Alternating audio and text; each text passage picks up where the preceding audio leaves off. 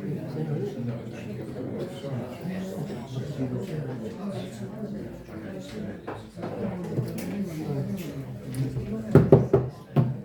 evening everyone. I'd just like to remind you there's no speaking in the council chamber, only between the councillors and the chairman or the clerk, so otherwise it makes it difficult to take the minutes if there is chatter in the background. Okay, thank you.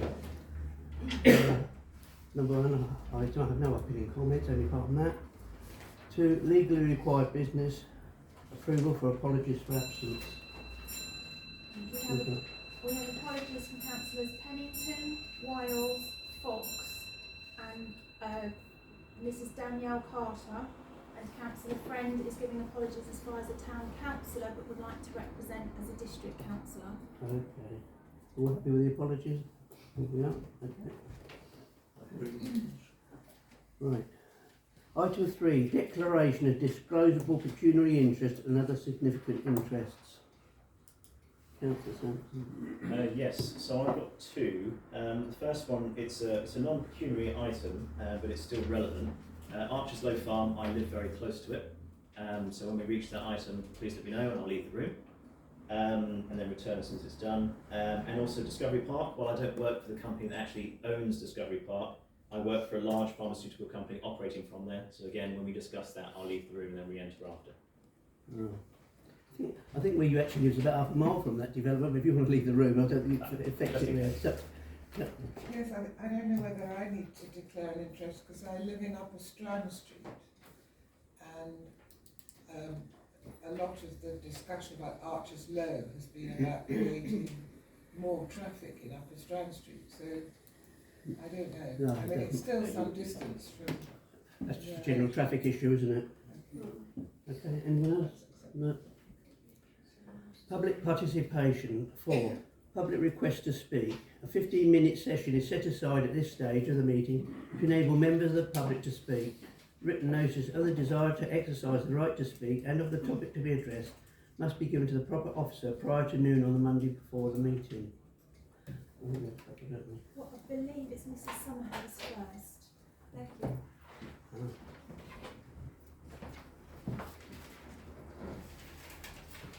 Good evening, my name is June Summerhays. Firstly, I should say that I haven't spoken to anybody about what I'm going to say tonight. Especially I haven't spoken to Councillor Sivrikaya. And I think that's important because of all the rumours and mudslinging that goes on with this council. I wanted to speak tonight because Councillor Sivrikaya is going to put forward 2 motions, and I'm hoping to help avoid a repeat of what happened at the last meeting. At that meeting, Councillor Friend laughed at her, and when she asked him to stop because it was rude, and he's laughing at me now, his response was that it was her opinion. Well, it was my opinion too. In my view, it was rude, unpleasant, and completely unnecessary and uncalled for. If Councillor Friend genuinely believes he was not being rude, he should at least show some respect for her feelings and views. I think he should have apologised and agreed not to be engaged in this behaviour again. Fortunately, Councillor Sivrikaya is a strong character and able to stand up for herself, but she shouldn't have to. She has every right to make her comments without this kind of intervention. As it is, she appeared to me to be slightly put off by it. A less strong individual might not have only found this rude, but also intimidating. All councillors should treat one another with respect, and if they are not willing to do so, surely the chair of each meeting should instruct the relevant individual to show respect for their colleagues and take further action against that individual if necessary. Thank you. Mr. Mayor? Are we just going to... No, I'm allowed to speak now. We're past do I need to stand up for this? Yeah. Okay. Could I ask the proper officer to write that up properly in the minutes so that everybody can see what happened? Because there's been terrible behaviour since I started this council, and no one's ever you know, no one ever knows about it. Now we're being filmed, so it's okay, but please write it down and the person involved. Pass them. Thank you. Okay. Mr. Blake. Next to speak is Mr. Hopper. Oh, Mr. Hopper. Good evening. I address you today to reject the proposed changes to site allocation for the land adjacent to Sandwich Technical School, SAP 21. This land has been allocated for housing and community use, and councillors will be aware that the former trustees of the Sports Centre, while remaining as a charity, have been working with DDC to produce plans for a multi-use community building on that land. This has remained the case until recently.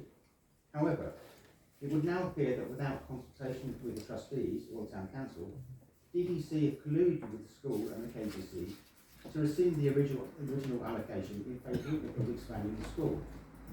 The expansion of the school will be primarily to provide for children in Deal, Dover and Thanet. This is all about extra funding. Expansion, there will be little benefit to the town of Sandwich, its shops, businesses or residents, and the loss of a community space combined with extra traffic and parking issues will have a detrimental impact on Sandwich and its residents. One of the stated aims of the plan is to reduce the carbon footprint of the district and to promote sustainable travel. Expansion of the school would appear to be contrary to policy DM4, sustainable travel, and strategic policy SP1F, reducing the need to travel. I remind councillors that the KCC closed the school in Walmer. The proposal to expand the school represents such an onerous contribution by the landowner that the site may not be put forward for development.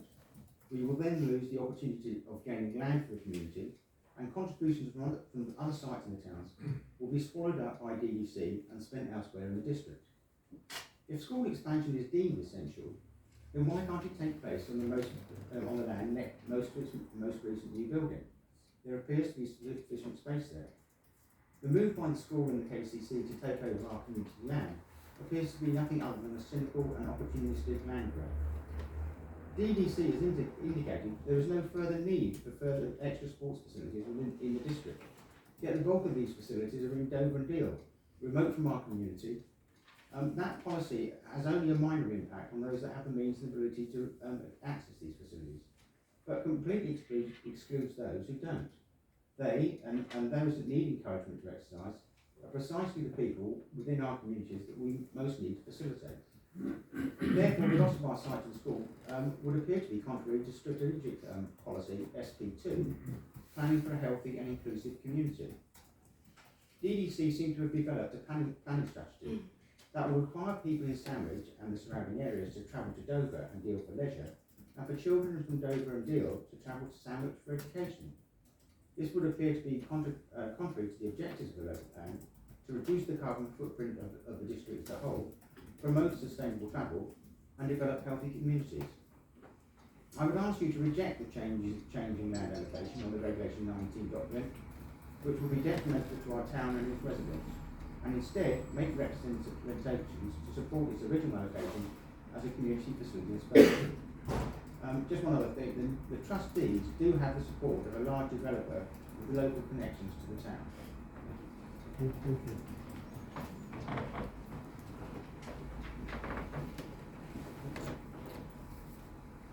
Urgent matters 5. The local. Sorry, Mr. Mayor, so sorry, Mr. Mayor, there's another person to speak. What was that?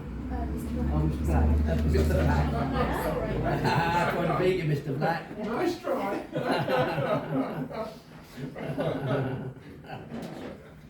Right.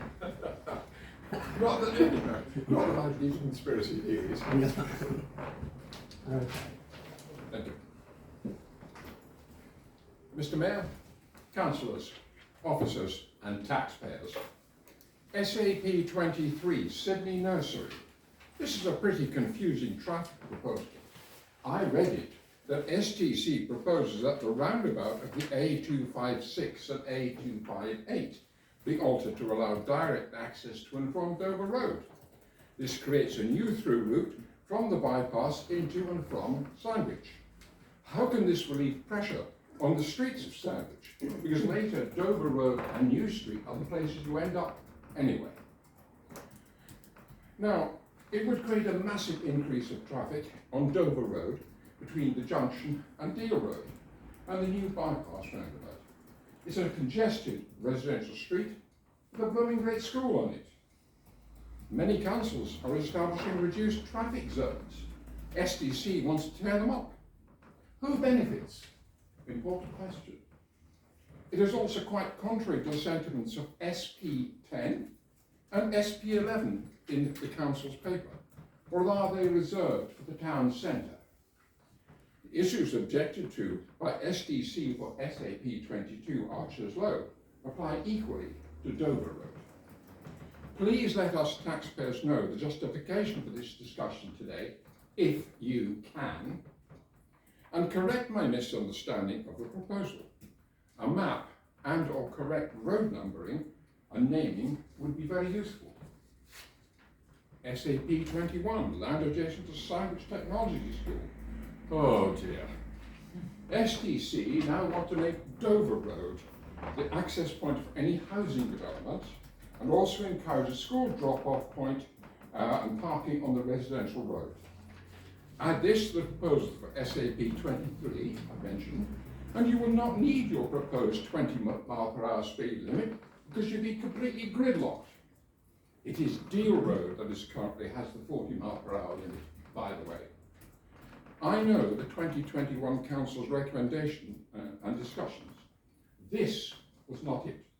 I have a copy of a letter from STC administration dated the 27th of July 21, stating STC incorrectly listed Dover Road in its original submission to DDC, but meant Deal Road.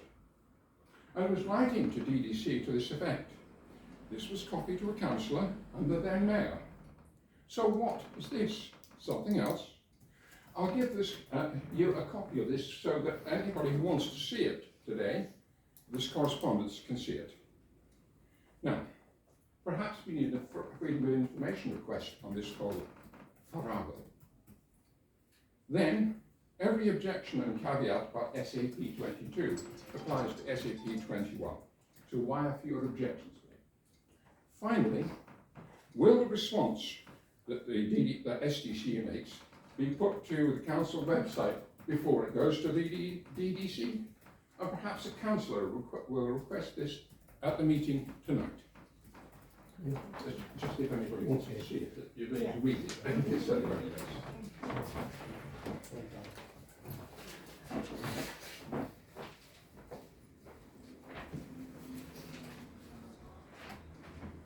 Okay. Sorry, can I propose, I know it's not on the agenda, but can I just say that once we've all read this, and whether we agree with it or not, we should try to put some of Mr. Black's points into the submission? We'll be discussing this a bit later on, won't we? So if you want to... Right, there's a lot here, I don't think I can. Okay, I'll try. Okay. Urgent matters, 5. Item 1, the local plan to receive and consider a report from Councillor Wiles and the Chief Executive Officer in relation to DDC's local plan regulation 19, consultation to enable council to make a consultative submission, attachment 1. So, I don't intend to read all of this out, but I'll read the highlights. Yeah. Yeah. So I will start at the top. Shall I start at the top? This is yeah. This is the beginning of the Councillor Wiles is at the bottom of it. It says strategic policies. SP1 climate change policy. It's in blue. This okay? You're happy with that? Yeah, this will be okay. Hi, I'm just wondering whether we've included the Sandwich Environmental Group's points in this. 2 groups sent us suggestions for all this, the Tree Warden and Sandwich Environment Group. Have we included them? It does say there, doesn't it? This policy should also be amended to state that great weight should be given to climate change mitigation and adaptation when any new development is considered for approval, and that developments which are not carbon neutral should be resisted. I think that covers that. I don't know, it's a very long document. I've read it, but there's lots of other points as well. I don't know. I think sandwich Oh, environmental. Oh, hang on a minute, Captain. Yeah. Sorry. To answer your question, the tree warden report only came in, I believe, today. Yep. So no, it wasn't included in this report. Oh, I've got one from like a week ago or something. I haven't, Haven't you? Did you get one? Yeah. and I haven't received one from the Environment Action Group. Oh, okay. I got them both. So I got the tree warden one about a week ago. Maybe you weren't copied into it. Possibly not. Can they be looked at later? So we can put them in as Well, well. we're trying to get this done at the moment, not tonight, aren't we?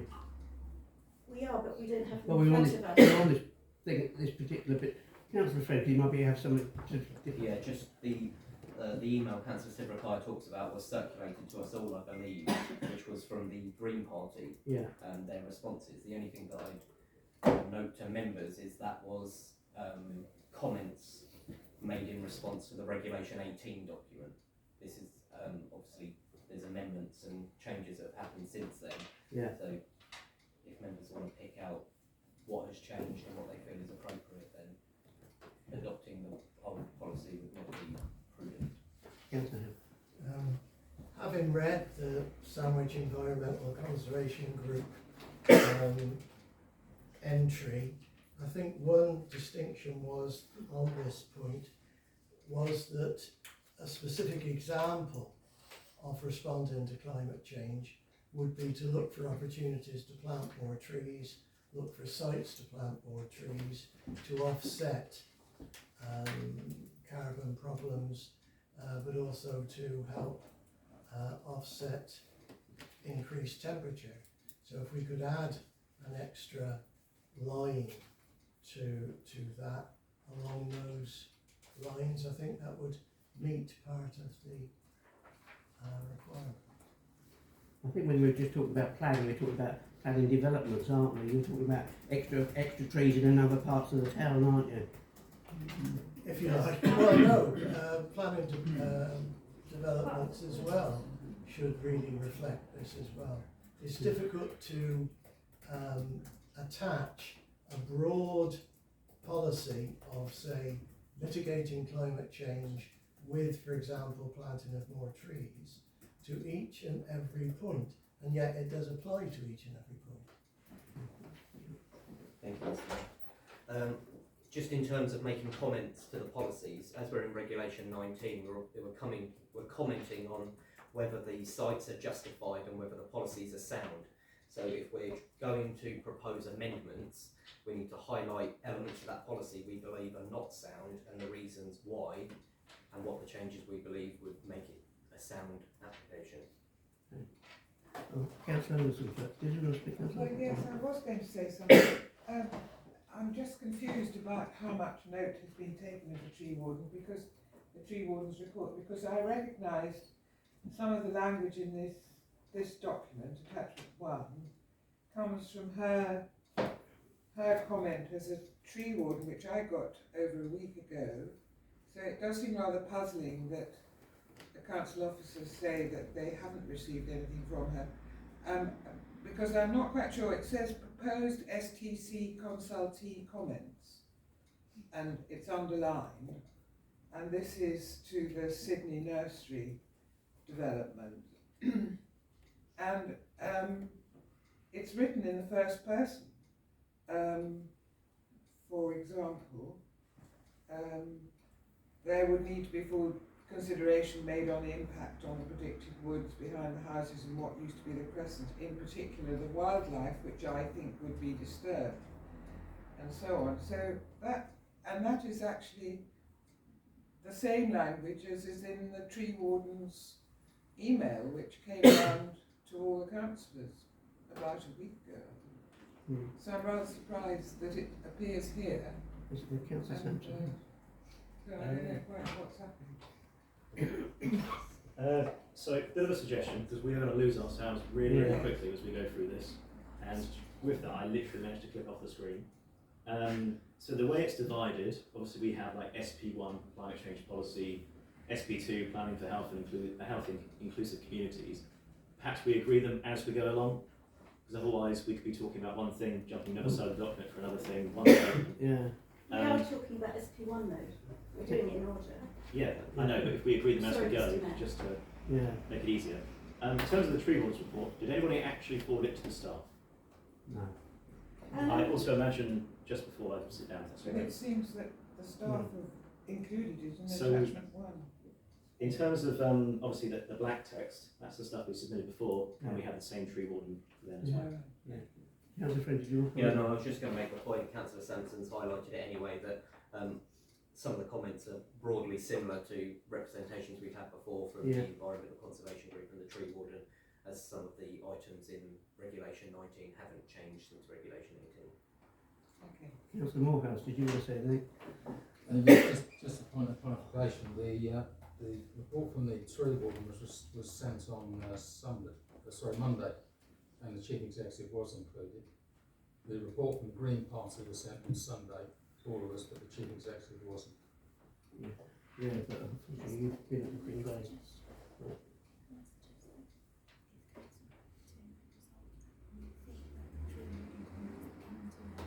Yeah. Yeah, if you're happy that if the CEO feeds the tree ward report into part of this, and this can be done in the office, can't it? Otherwise we can get bogged down in a little bit.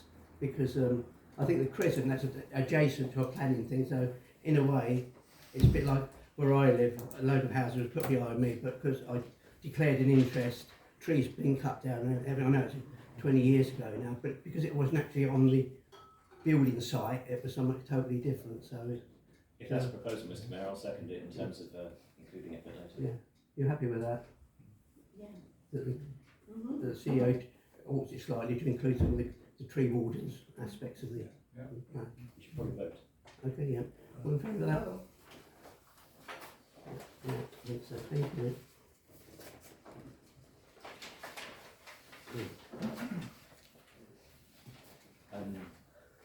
Further to that, I do actually really like what Councillor Lars has put here in terms of SB1 climate change policy. So while the temptation could be to mention something specific like trees, it could also be mitigation in the future. It announces it fairly well. There could be other things to be included, solar panels, etc. I think he's done it well, so I propose we go ahead with SP1 with the comments we have. Okay, we're all in favour of that, and we go ahead with first section. Okay, thank you. All right. Okay. SP2, planning for healthy and inclusive communities. Councillors ask for any comments. Any comments? You happy with the proposal? Okay. All in favour? Yeah, propose SP2 goes ahead. Yeah. Okay. Thank you. All in favour? I think. Yeah. All in favour? I think. All in favour. Thank you. SP3, housing growth. Councillors ask for any comments. Any comments? Happy with that? I don't know, I think this is an appropriate place to raise the issue of what kind of houses and where. The point's been made that the population of Sandwich, like myself, is ageing. People of my age tend to live in two-person households, but end up living in three-bedroom houses, and there is a tendency for developers to want to maximise their income by building 3 or 4 bedroom properties when the demand locally could well be for small houses, even flats.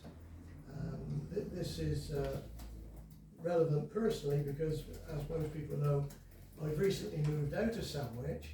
We downsized to a bigger house because in Sandwich there simply weren't smaller 2-bedroom houses. Even if we waited for all these wonderful new houses to be built, I suspect we wouldn't have been able to afford them. So I really think that we as a community need to tell the developers what kind of houses we in Sandwich wish to have and to see, not to just give blanket planning permission to the houses that the developers want to build.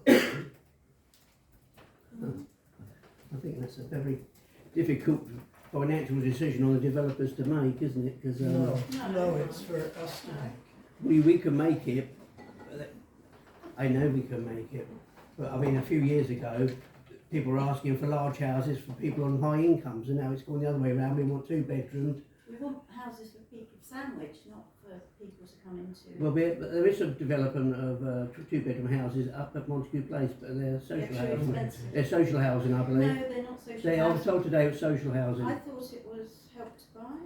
Are they really social housing? Because that's There's a amazing. percentage of them. Councillor Friend.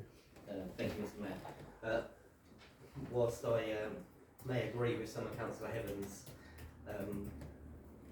points he's put forward, that the point of the local plan, it has to be achievable and deliverable. Yeah. If we don't provide sites or agree to them that can be delivered within the time frame and with the yearly quotas, then we'll find ourselves falling short of the 5-year land allocation supply, which then means any greenfield site within the district will be up for development whether we like it or not, because we won't be able to demonstrate that we have an achievable and deliverable 5-year land allocation supply, which then means if we dismiss or reject any planning application, they'll take it to appeal and the inspectorate will grant planning permission because we can't demonstrate that we can deliver housing that is required.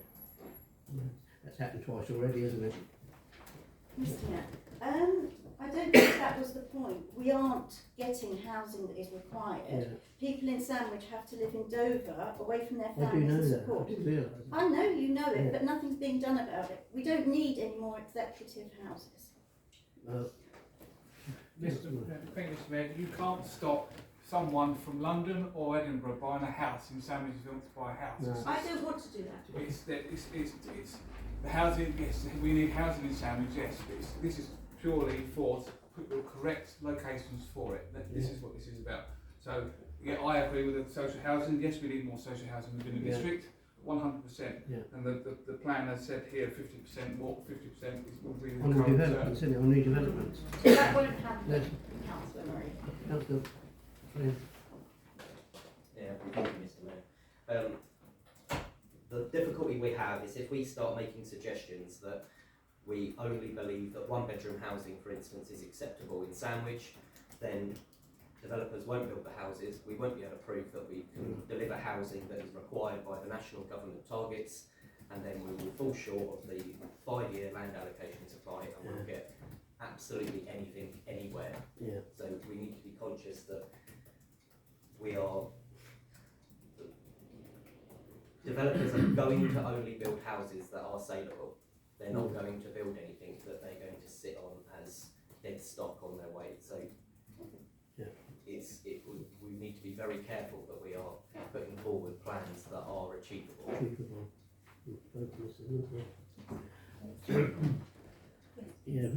So Councillor Heaven, you want to put a proposal about the council encouraging 2-bedroom properties? Yes. Affordable. And Yes, if affordable. Councillor, you're just seconding that motion, Councillor?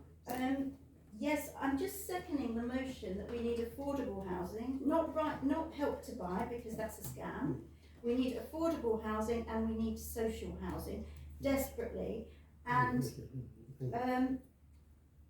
what are you doing? Well, suddenly Councillor Sampson's put his hand up, so I'm listening to you finish speaking.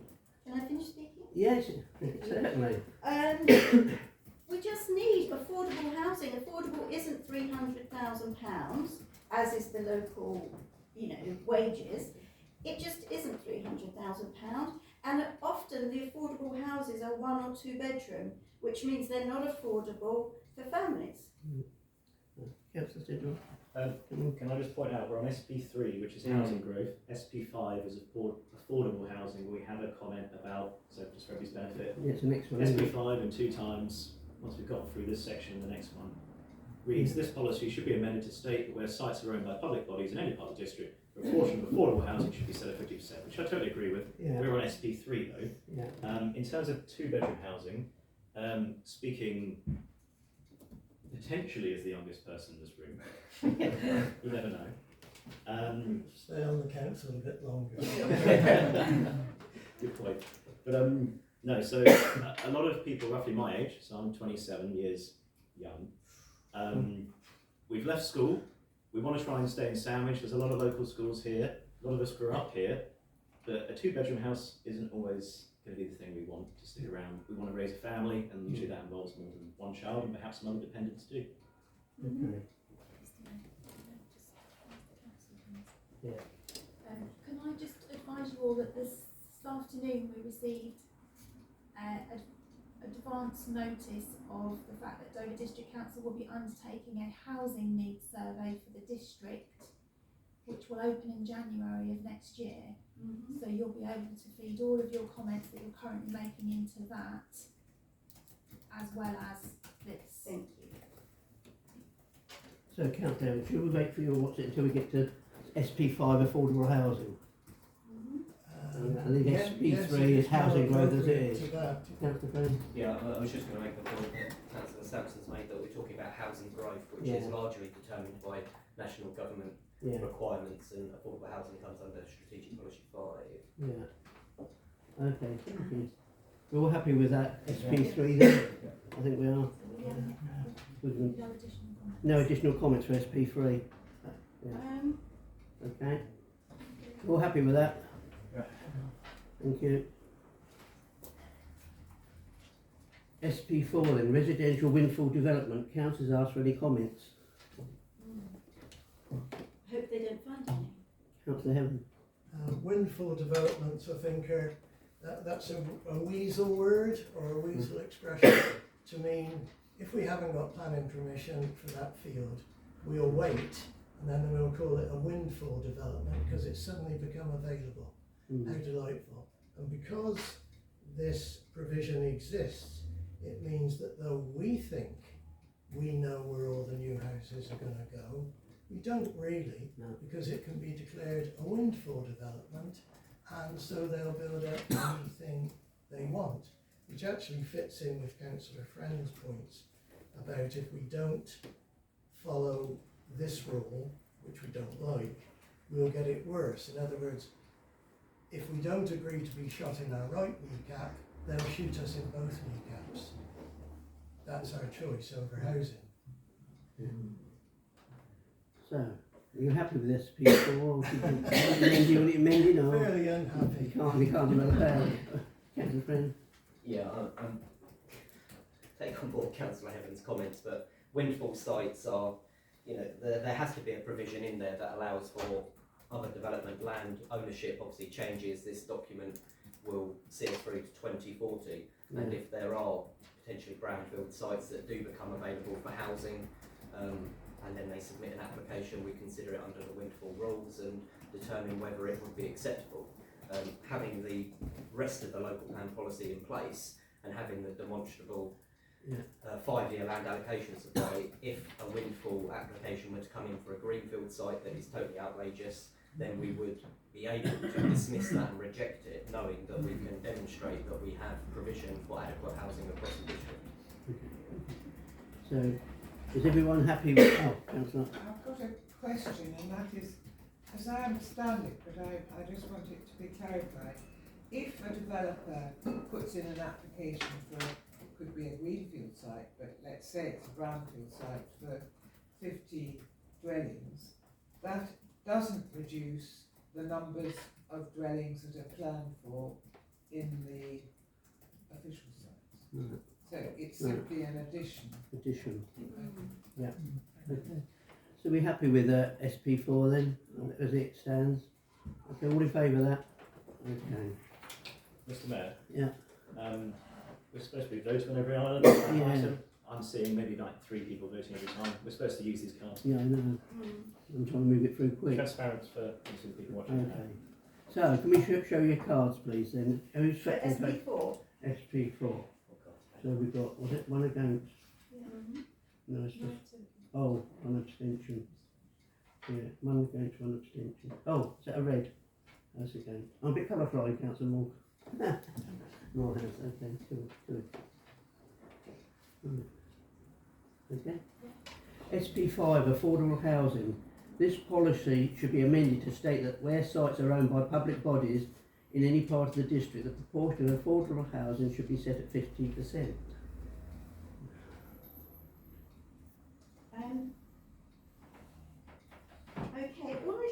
say is, who is monitoring this? We're supposed to have lots of, well, we've got 2 big new estates. We should have quite a few social housing there according to the percentages. You've just told me, which estate was that? Windsor Road. Montague Place. Okay, so there's definitely social housing there. That's what I was told today. Yeah, I will check, but I think it's right to buy. Because I don't think anybody monitors it, and I've actually read something from Dover District Council, maybe it's old, but says that social housing will be put in Deal and Dover, not in Sandwich, which I find disgusting. Well, we've had this before because I remember Willowbank 20 odd years ago. They said that land is so expensive they can't put low cost houses, but they put houses in Deal. So that's agreed to. No, that's no good. That's No, no good. it's within the ridiculous. district. It's within the district. I don't care. No. I'm talking for the people of Sandwich. It's no good in Deal. Willowbank is such an expensive development site with flood defences and everything. Councillor Friend. Yeah, I mean, we're going back in time with the Willowbank development, Yeah. but Councillor Carter may be able to shed more light on this, but it's my recollection of events there that there was a special exception made at the time that the affordable social housing for that development was allowed to be displaced to elsewhere in the district, whereas the SP5, the affordable housing, is on site, and obviously there may be times that it is considered off site, but that will be the exception rather than the rule. Can I just question to Councillor Friend? Who monitors whether social housing is built? Look, you should be talking to me. I'm sorry. I know you asked the I just question. asked you if I could make Yeah, well, I didn't answer because you suddenly turned straight around to Councillor Oh, Friend. okay. May I make? Can you ask I'll ask ask us you. all? Ask everyone. Go All on. right then. I did ask you already. You didn't Yeah, answer, no. so that's why I was asking Councillor Friend. Who monitors the provision of social housing? Because it says in the policy that we're going to have it. We don't get it. I'll be shocked to find out if it's true. No. And affordable housing is not affordable. No. It's just own like 20% of this house, and you'll never really get on the housing ladder. Well, my daughter did do that actually at Tunbridge Wells, so it does work. Yeah, she did do it. She paid 70% of the price. Okay. Well, she's And then very later on lucky she to bought be the other able 30% when she to could put afford 70% it. So it is a good price start. of the house in Okay. Tunbridge Wells. Councillor Carter. Yeah, I was just going to say, Councillor Friend is right on this point. It can be displaced to social Yeah. housing. I can tell Councillor Severprior that the site in Dover Road did have social housing on it, on Kumar Nursery. It's currently set at 30%, but it can be negotiated. So if a developer says we can't actually do 30%, but we can do 25%, then an agreement is made with the developer and Dover District Council. Okay, that's good. So Councillor Friend. it's very good. Yeah, so the affordable housing provision, there's a split of about 50% are affordable social rents, 25% of the affordable housing provided on there are classified as first homes, which come with the 30% discount on market rate, and the other 20% of remaining comes under other affordable home ownership projects. But like Councillor Carter's outlined, the Kumar Nursery development and Montague Place have got social housing on them, and Dover District Council is in the process of building some council houses at Foxborough Close in Winsborough as well, which comes under the Sandwich. So we actually Councillor, please. All right, I'm not going to speak. Councillor Sampson. So I was just waiting. Yeah. No, so we've got to focus up a little bit here. Yeah. We're talking about our comments for Yeah. the local plan. That's right. So SP5, affordable housing, we have a comment here, which I completely agree with. This policy should be amended to state where sites are owned by public bodies in any part of the district, the proportion of affordable housing should be set at 50%. Yeah. That's the comment we should make, Yeah. so I propose that. Yeah, I'll second that. Are we all in favour of this affordable housing then? I think we are, aren't we? Okay, I think so. SP6, economic growth. Councillor is asked for any comments. Yeah, thank you, Mr. Mayor. Economic growth, yeah, I believe that the sites, some of the sites that we have are good, like but Montague Place, it does bring money into the town, because obviously the supermarkets in the town is declining as it is with residential shops being turned into dwellings and stuff. That's part of SP7. So I'll speak about that a bit more. But yeah, I believe that we should the comment says we should carry on as it says.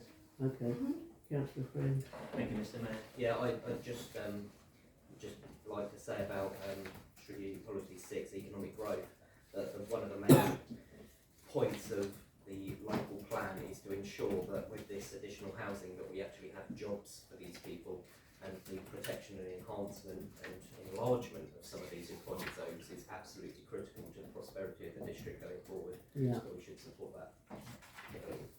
Yeah, we're trying to cut down on the shops being turned into houses, aren't we? Because it's going to kill the town.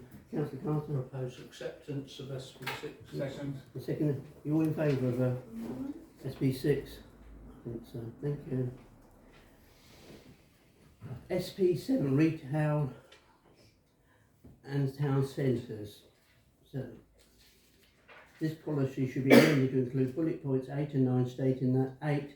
The council will support proposals to bring upper floors back into use within primary shopping areas, including for residential and office use, unless the current use is for retail and the business is both viable and valued by the local community. And 9 is changes of use to residential will not be permitted on the ground floor of any unit within the primary shopping areas, and this includes the prohibition of any loss of square meters retail space. So, Councillor Murray. Yeah, thank you, Mr. Mayor. Councillor Wiles has put the comment spot on with regarding this. Yeah. I hate the fact that a shop that can be used to build more business within the town and bring some money into the town is turned into a dwelling. So I fully support these comments. It's a bane of my life when I find a planning application that someone's trying to turn a shop into, and I would try and reduce it as much as I possibly can for the residents of the town. Yeah, so it's long been the policy of not just myself since 2019, but many other councillors, including new councillors, that we shouldn't lose valuable retail space in the town. Yeah. Points, bullet points 8 and 9 we've got, which are written down. I won't read out every single time, because this would be too much. Propose that we add those in, unless anybody's got anything else to add as well. Yeah, the only point I'd make, it's been slightly mentioned before, but us at Sandwich Town Council have always viewed change of use applications from the core retail offer in the town to residential with little favour, and although the previous strategic policies were aiming to give the protections that we required, they were found wanting and lacking, and this really does tie up all the loose ends and gives us a real strong footing to be able to really protect the core retail centre of our three towns in the Dover district area. We're all in favour of this proposal then? SP10, Sandwich Town Centre. I'm not going to read all of blue points 8. Are you happy with this, Councillor Murray? Yeah, this has been in the discussion for many years regarding etc. like the fact of pedestrianising the town centre inside the one-way system. Yeah. I'm strongly against this, and so are many of the businesses within the town. It cuts a lot of their stuff off, the deliveries to getting to the post office and chemists, etc., etc. Yeah. So we can by all means do a review for the vehicle traffic within the town centre, but I strongly oppose against the pedestrianisation of the town centre. You don't mind a bit of review being taken though? No, not at all. I'd just like to say I strongly agree with Councillor Marie. I don't know, since you haven't been able to go down Potter Street, they've lost business. So now, if you pedestrianise our high street or whatever it's called, they will lose business. Yeah. So if you want to put that as a motion, I will second it. Yes, that's the motion. I'd like to speak against it. I think carrying out a fundamental review of vehicular traffic within the town centre is exactly the right phrasing. I think we need to do a review, and it should be evidence-led. And there is plenty of evidence out there that actually pedestrianisation encourages trade, doesn't discourage it. Obviously, there are ameliorations that you have to put in place, like easy parking and so on, for people visiting, and also for deliveries. But I think carrying out a fundamental review is exactly the right phrasing, and it has to be evidence-led. That's what Councillor Marie was recommending, wasn't it? Sorry, Mr. Mayor, but may I please, by all means have the review. There's no harm in having a review, but many of the businesses I've spoken to in the town have said that if you pedestrianise the inside of the town centre, that's the town destroyed. Because the shops will close because they won't get no business, won't be able to get deliveries, etc., etc. I'm strongly against the pedestrianisation of the town centre. Councillor Fenn. Yeah, thank you, Mr. Mayor. This is a very divisive issue. It doesn't actually mention pedestrianisation, but there are clearly views for and against. You know, if there was a mob outside, I'm sure half of them would be waiting for Councillor Marie and the other half would be waiting for Councillor Angston. But a review is exactly what we need to do. It needs to be evidence-led, it needs to be demonstrable outcomes, it needs to be proven, and there needs to be extensive consultation with all the affected parties as to what the way forward is for vehicle movements within our town and access for pedestrians, which includes disability access, access for children and buggies and any number of other issues. But a review is exactly what we need to do, and the fact that something so critical is included in the local plan demonstrates its importance to the district, to the wider picture. Councillor Heaven first. Yeah. So, can we take it that we're simply voting on having a review? That's a proposal. Nothing to do with pedestrianisation or anything like that. That's Just a a proposal. review. That's a proposal. Councillor Carter. Yeah, I just wanted to point out, ACC undertook a pedestrian priority scheme within Ashford many years ago, and they spent tens of millions of pounds making it pedestrian priority. In this last year, they've actually returned the scheme back to what it was before. So, are we all in favour then of Councillor Marie? Councillor Anderson. No, Councillor Marie was. The councillor, please. Councillor Marie. The proposal was to go with the point and to have the review. And carry on with the review. So you're all in favour of having a review? I think, thank you. It's unanimous.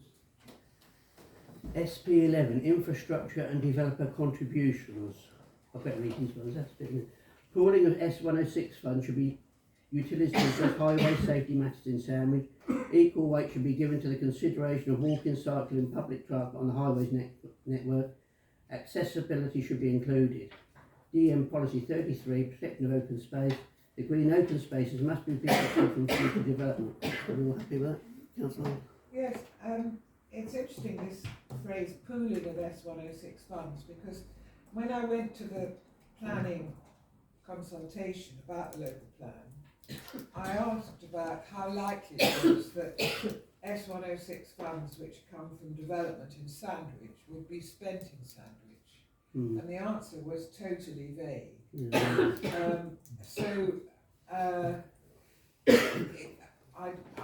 I don't know quite what this means, because as I understand it, S106 funds get put in a large pot run by KCC, and then the local KCC politicians and officers bid for bits of it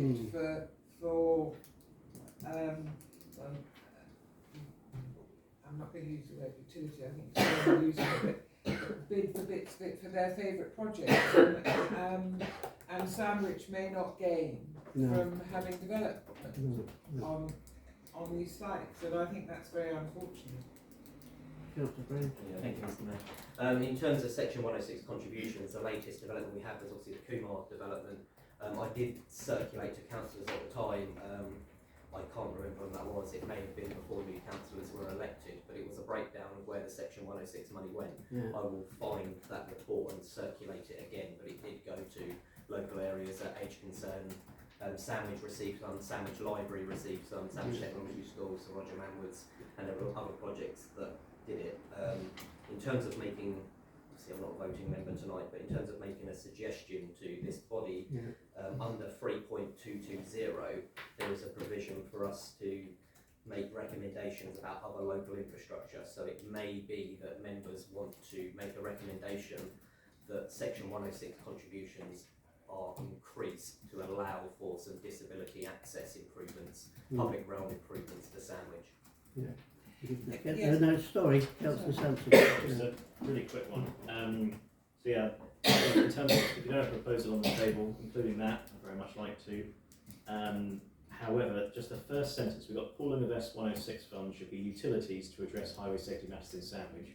Just a slight change of wording in terms of it should be utilised rather than utilities, but it should be a change of wording that says it should be used for the benefit of Sandwich, including highway safety matters. So it's also more than that can benefit Sandwich. Okay. I would support, that's the point I was going to make. The emphasis should be on highway safety matters because the organisations that have received money here in the past, as I was saying, have been institutions, schools and medical practices and so on. Okay. And I propose that we go ahead with the amendments that have been added in the chamber. Second. Yeah, okay. All in favour of the amendments and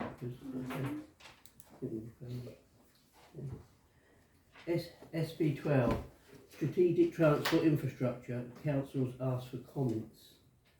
So I think we've all read that, haven't we? Councillor Friend, did you want to speak to those?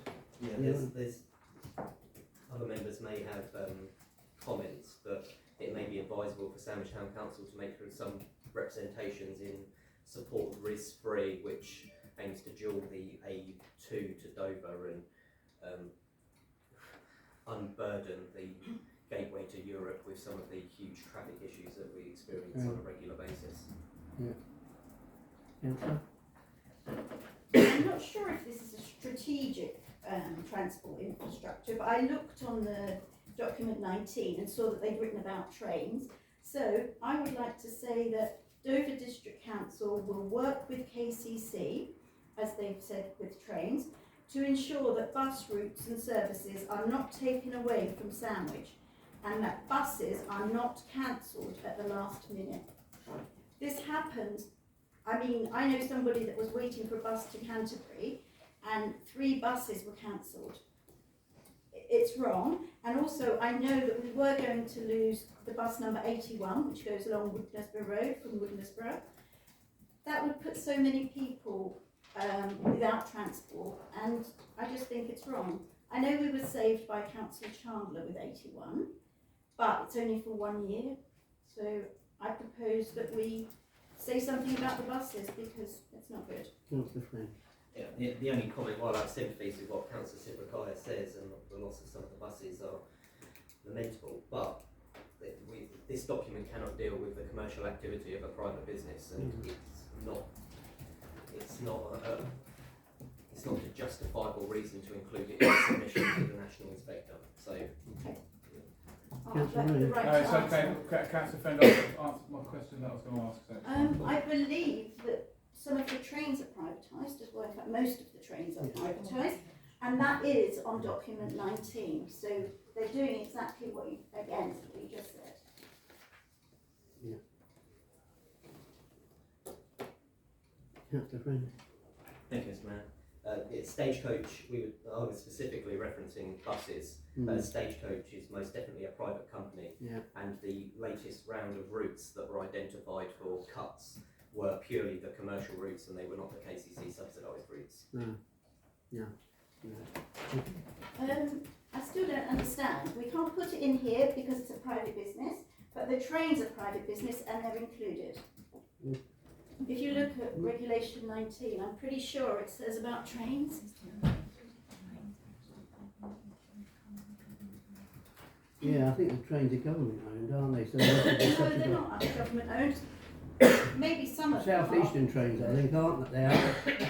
They went. Mr. Mayor, thank you. Again, to clarify Councillor Sibrikaya's comments, it's South Eastern is government owned because the government took it in hand because of the lack of service they were getting. The rest were all privatised. Did you want to speak? Yeah, sorry, it's just a quick one. We mentioned the trains, so I was just trying to find it in the document exactly where we're looking. You said Reg 18? T, it's in the T section, it's in T section. Oh, T section, sorry. Which is page 19.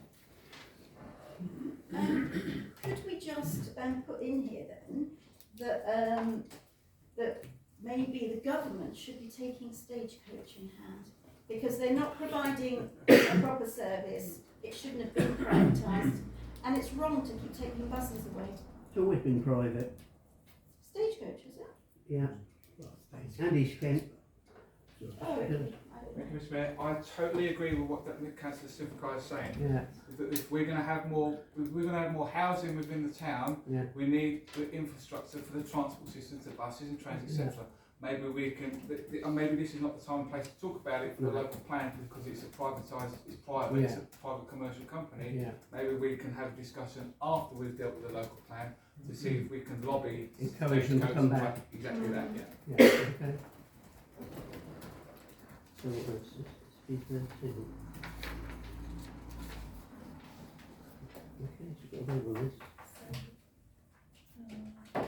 Who was doing Cemetery Hall, wasn't it? Yeah. It's SB12. No.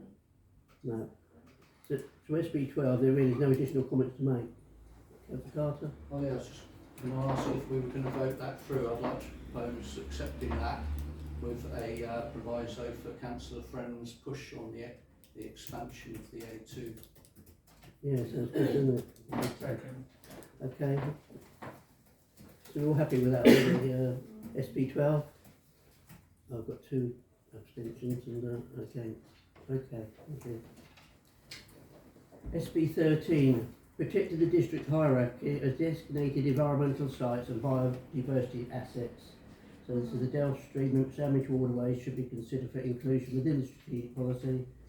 We want comments, Councillor Sampson? Yes, I can't back up this hard enough. The Delft Stream and Sandwich waterways should be included 100%. They're an asset that matters to everybody in this room today. So yeah, 100%. We include this. Councillor Hammer? Yes, I also support this very much. Can we include something along the lines of and associated green areas? Because technically, the rope walk is not just the waterways; it's also the footpaths and the green land that runs along it. Accept the amendment. Yeah. Okay. Just for a point of clarification, are we asking for additional sites in addition to the 5 that have been identified there?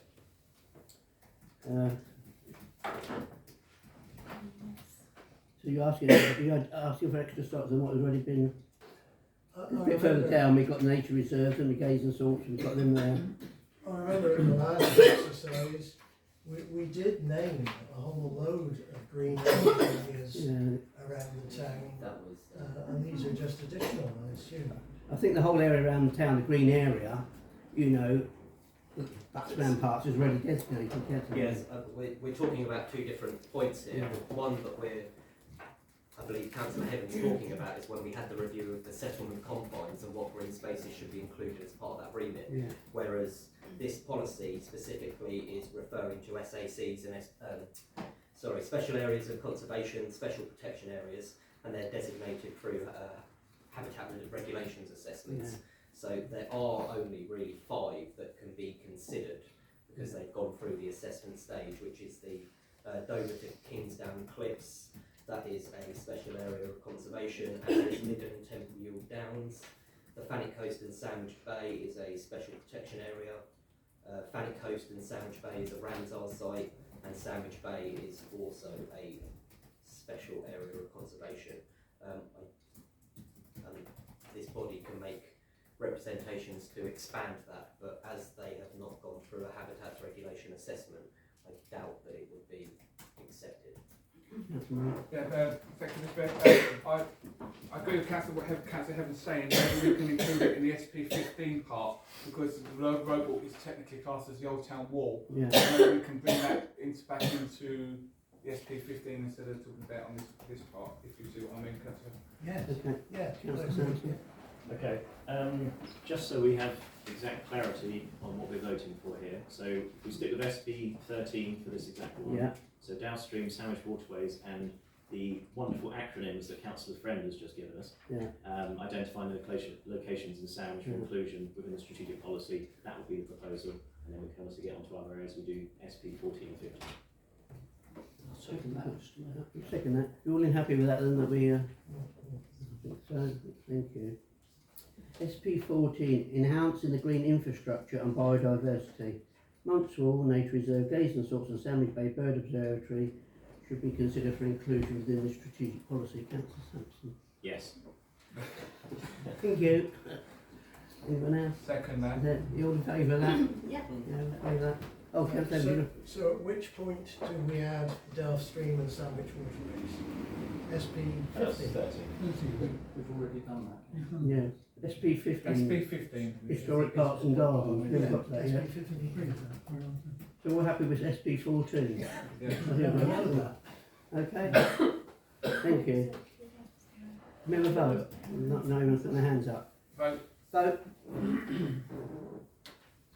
Yeah, thank you. SP 15, the Historic Environment, EM Policy 48, Historic Parks and Gardens. Do you all agree with the blue recommendation? Councillor Anne? Oh, Thank you, Mr Mayor. Just going back to strategic policy 14, just a suggestion, a slight change of wording, that we list those areas for inclusion as they are BOAs, which are biodiversity opportunity areas. Okay, thank you.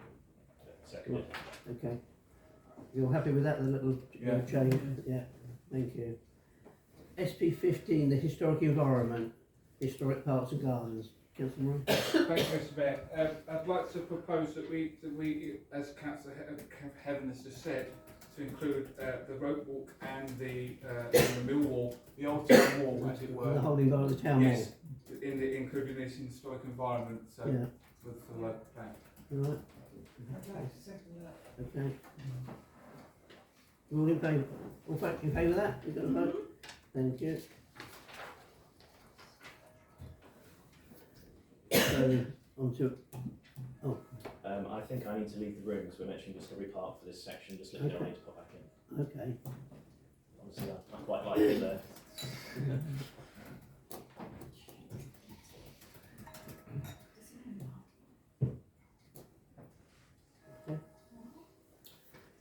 Employment allocations, 1, Sandwich Industrial Estate. Are we all happy with it? The proposals?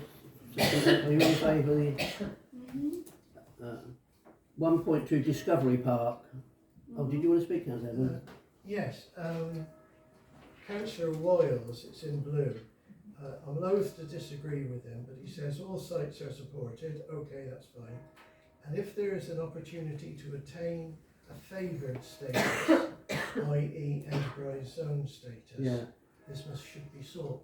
I'd oppose that. I think enterprise zone status and similar free port status and so on is another example of weasel words which enable areas to open up as tax-free or community charge free or business rates free, and evidence shows that all that happens is that businesses already in that zone rub their hands with glee and say thank you very much, and the only new businesses that come in from within 20 miles, and they rub their hands with glee because they get a sudden reduction in their overheads. What that results in is that their staff either lose their jobs or they have to drive 20 or 30 miles from Canterbury or Faversham or further afield to get to work within the enterprise zone.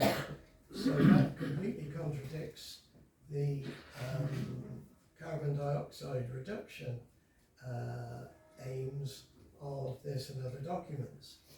Enterprise zones are a scam.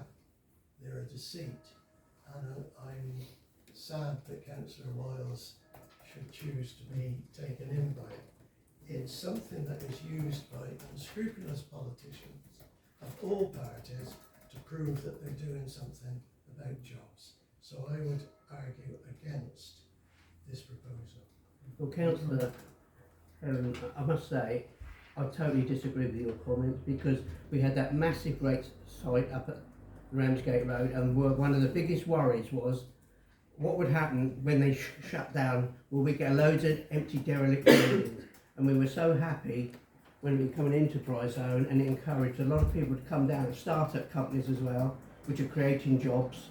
So I'm all for enterprise zones. I think it's a good thing. So, Councillor Friend. Thank you, Mr Mayor. I'm sure Councillor Carter will know this, he was district councillor at the time, but the advisors decided to divest themselves of much of the square footage at Discovery Park. It was a dark cloud hanging over Sandwich, and the enterprise zone allowed the business to move forward. I can't remember what the name of the company was that took it over at that time, but they moved it forward, enterprise zone. It wasn't used, or I don't even, Councillor Carter may be able to clarify this, but it wasn't even permissible for companies to sidestep into those vacant commercial square footage to take advantage of the tax breaks. It was for new and expanding businesses, and it had to be demonstrable. There were weekly and monthly reports that had to go to central government, and it was supported by central government. There was no loss of revenue to Dover District Council in terms of business rate collection, because it was all it was supported by central government money. So that being said, enterprise zone status is 99.99% not going to be reissued to Discovery Park, because it is at such a point now that it is thriving. There's over 160 businesses there. The numbers of staff on site are in excess of when Pfizer's were there, and it's a fantastic testament to what can be achieved when everyone gets together and moves things forward. And we should celebrate the successes that have happened on our doorstep. Yeah, I believe the company come down Teesside, didn't they, from Middlesbrough area. Councillor Carter. Yeah, I was just going to reiterate what Councillor Friends had said. I think the wording on this perhaps should be just slightly amended, but unfortunately don't agree entirely with what Councillor Heffron said there. I think that's too political actually, but we should be supporting these other sites to get some sort of favourable status, whether it be enterprise zone, which is probably highly unlikely anyway, Councillor Heffron, because that's to do with central government, but we should be trying to support these sites to get some sort of favourable status. And as Councillor Friend has pointed out, it enabled Discovery Park to actually get what they call anchor companies who, despite them moving in just for the period of the enterprise status time and making use of the tax-free allowance, it brings in household national and international names into that area, which then brings in further business to the area. So we should be supporting this favoured status in some form, or albeit whether or not enterprise zone status should be in there, I leave that to the discretion of the other councillors. Any comments? So we're all in favour that this site should be recognised and retained with the blue. Councillor Walls is. Yeah, I'd like to propose that. Quite possibly if we could take out the enterprise zone status, because as Councillor Friend said, that's not really going to be applicable to Discovery Park even. So I would say take out the enterprise, but favoured status for these sites. Okay. Yes, we've got a proposal in a second. I just wanted to add one more thing. Could we please put especially Sandwich Industrial Estate, because it's so run down, businesses are leaving it, they're just going. So it's more important to me than Discovery Park or Ramsgate Road. I think the sign it's going to be housing. Also, but I thought it was going to be houses. I'm shocked that it's employment allocation area. There's different sites in the part of it. So Sandwich Industrial Estate, it's the name, it's slightly moving in direction. So where members may know Eagle Sheds on the Ramsgate Road, opposite there is a lot of semi-industrial units that are very run down. There is a planning application that is in to demolish those and build a lot of semi-industrial units that are similar to the industrial units that are on Manston Business Park. If has been placed there, and that's where it will be expanding, and that's what it will look like, and that will be the main focus of those semi-industrial uses. Can I just ask, I'm going to speak to you, but I want to ask Councillor Friend, what is the point of that? Why not use buildings that are already there and do them up? Why put houses on the industrial estate just because it's nicer and close to the river? and then This is all move- part of the Willowbank development that's been ongoing for 20 odd years. They've done phase 1, which is the thing, and now you'll find if you go down there that they started on the old RAF houses and RF buildings, so they're now on phase 2, which was decided 20 odd years ago. And a lot of the time, a lot of these buildings are old and derelict, they're not suitable for purpose, so it's easier and cheaper to knock down and rebuild. yes, rebuild industrial units. That land is being taken because it's close to the river, isn't it? I think it's a different part we're talking about. Okay, all right, but can we not call it Sandwich Industrial Estate? But is it still part Sandwich Industrial No, Estate? it's not. It's across the road. That's what Mr. Friend just said. Councillor Friend. Yeah, it's in the vicinity. It's and, the vicinity, isn't it? The developers and landowners are free to call their site whatever they like to a Yeah. certain extent, and it is privately owned where the industrial estate is now, Yeah. and the landowner has chosen to remove those industrial units to replace with housing, and they had planning permission for that, Yeah. so that's what they're going to do.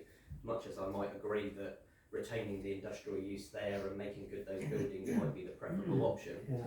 there is an argument that concentrating the industrial and life sciences and vertical farming all on one big site under the Discovery Park umbrella and footprint makes a lot more sense in terms of the housing that is already in Stonor Close and Yeah. Willowbank and noise effects that I think everyone around this table has had emails about noise complaints in that area at some point or another. Okay, thank you. Yes, thank you, but I just think we should take Sandwich Industrial Estate out because it isn't Sandwich Industrial Yeah, it Estate. is. No, it isn't. It's across the Well, road. it's in your opinion, you vote for it or against it, councillor. It's not an opinion whether Well, it is, because half of it is a bit industrial estate and half of it has been flattened to make houses, and the other half is industrial down there. It's AEI, there's quite a few businesses down there. There's a lot of business what there. you're saying, but, okay, if Okay. you think it's Sandwich Industrial Estate. It is, I used to work there for 20 years. So, okay. Councillor Morehouse. Just to assist Councillor Sibrikaya, the industrial estate has now moved in a northeasterly direction. Yeah. The industrial estate was concentrated to the left of where the Stone Cafe is. Yeah. Those buildings are now unsuitable for modern businesses Agreed. to operate out of. Agreed. So the industrial estate has now migrated this way in a northeasterly direction. Councillor Friend is discussing the other buildings which will become part of that because it's within the same vicinity. Ah, okay. I thought Councillor Friend said it was across the road. Mr. Mayor, I'd like to second Councillor Carter's proposal. Yeah, if that's okay with Councillor Marie, could we go ahead with the proposal I put forward, excluding the enterprise zone status from the wording? Okay. Are we adding in? Are we adding in especially Sandwich Industrial Estate or not? That's what it's designated. It's designated Sandwich Industrial Industrial Estate by Estate. Dover District That's Council. right, yeah. So it must be called that, otherwise we'll lose track of what bit of land is what. Sorry, can I just ask, so you're in favour of the comments within the report, changing enterprise zone status to favourable status? Yeah. Councillor Sibrikaya asked if we could also state especially Sandwich Industrial Estate. Are you adding that to your proposal or not? I don't need that now. You don't need that now. Councillor Friend said Thank you. it's across the road and they're going to build a building. Thank you. Thank you. Right, we've got a proposal and a second. Can we have a vote on this, please? Okay. Oh, we've got some against. 3 against, 4 against. Abstain rather. 4 abstain. Can you go? Okay, thank you. That's carried.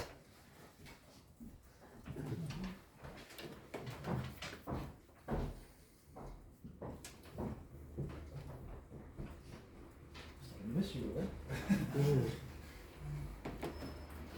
Okay. Housing site allocations.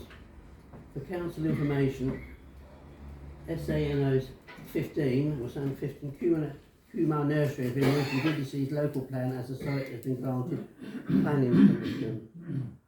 Okay, so we go for SAP 17, SN 004, land south of Stonor Lake and to the north and east of Stonor Gardens, 40 homes. Proposed STC consultative comments. Are we happy with that, or do we? We're going to read all that here all night. Councillor Heaven. You're going to be here all night. Do you have a time limit, Councillor Heaven? Could we just, I agree with all the additional, could we add that hedges to be retained of at least 12-foot width? The reason I put that is that councillors may remember some planning issues with a commercial property on Ramsgate Road and the associated housing next door, Stoner Housing, and the plan included a retention of a wildlife hedge, but when you actually visited it, it consisted of a wire fence and maybe 6 inches to a foot either side. It was of little use to man or beast. So any retained hedges maybe should be at least 12 foot wide. How foot wide? 12 foot? 12 foot. Was that a boundary hedge you're saying? Any hedge you like. 12 foot, gosh, it's wide, isn't it? It is wide. Oh, yeah. Because there's no point in having just a thin I mean, I do realise that. run of bushes. It does say here, though, it's structurally mature trees and they will be retained, doesn't it? Yeah. It does say that, doesn't it? It does say that, Yeah. but the example I gave is a very good example of Yeah. where Yeah. a hedgerow is retained Yeah. nominally, Yeah. but it's just a pathetic little strip of rough grass and the occasional Yeah. hawthorn, which is not what's the point. Yeah. Mr. Mayor, I'd like to propose that we go ahead with SAP 17, but taking into note the tree warden's generic advice Yeah. over the whole of the following recommendations that we're going to look at tonight. I understand Councillor Heaven's issue that he said with the 12-foot hedge, but for each site, if we could say generic recommendations from the tree warden for every single site, please.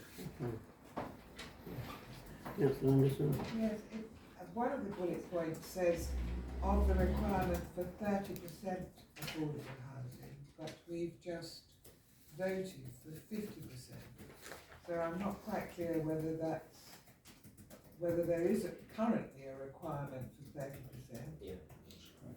Right. Councillor Freddie? Okay. So we're in our previous vote, I can't remember which SD it was, we voted to amend that upwards to 50%.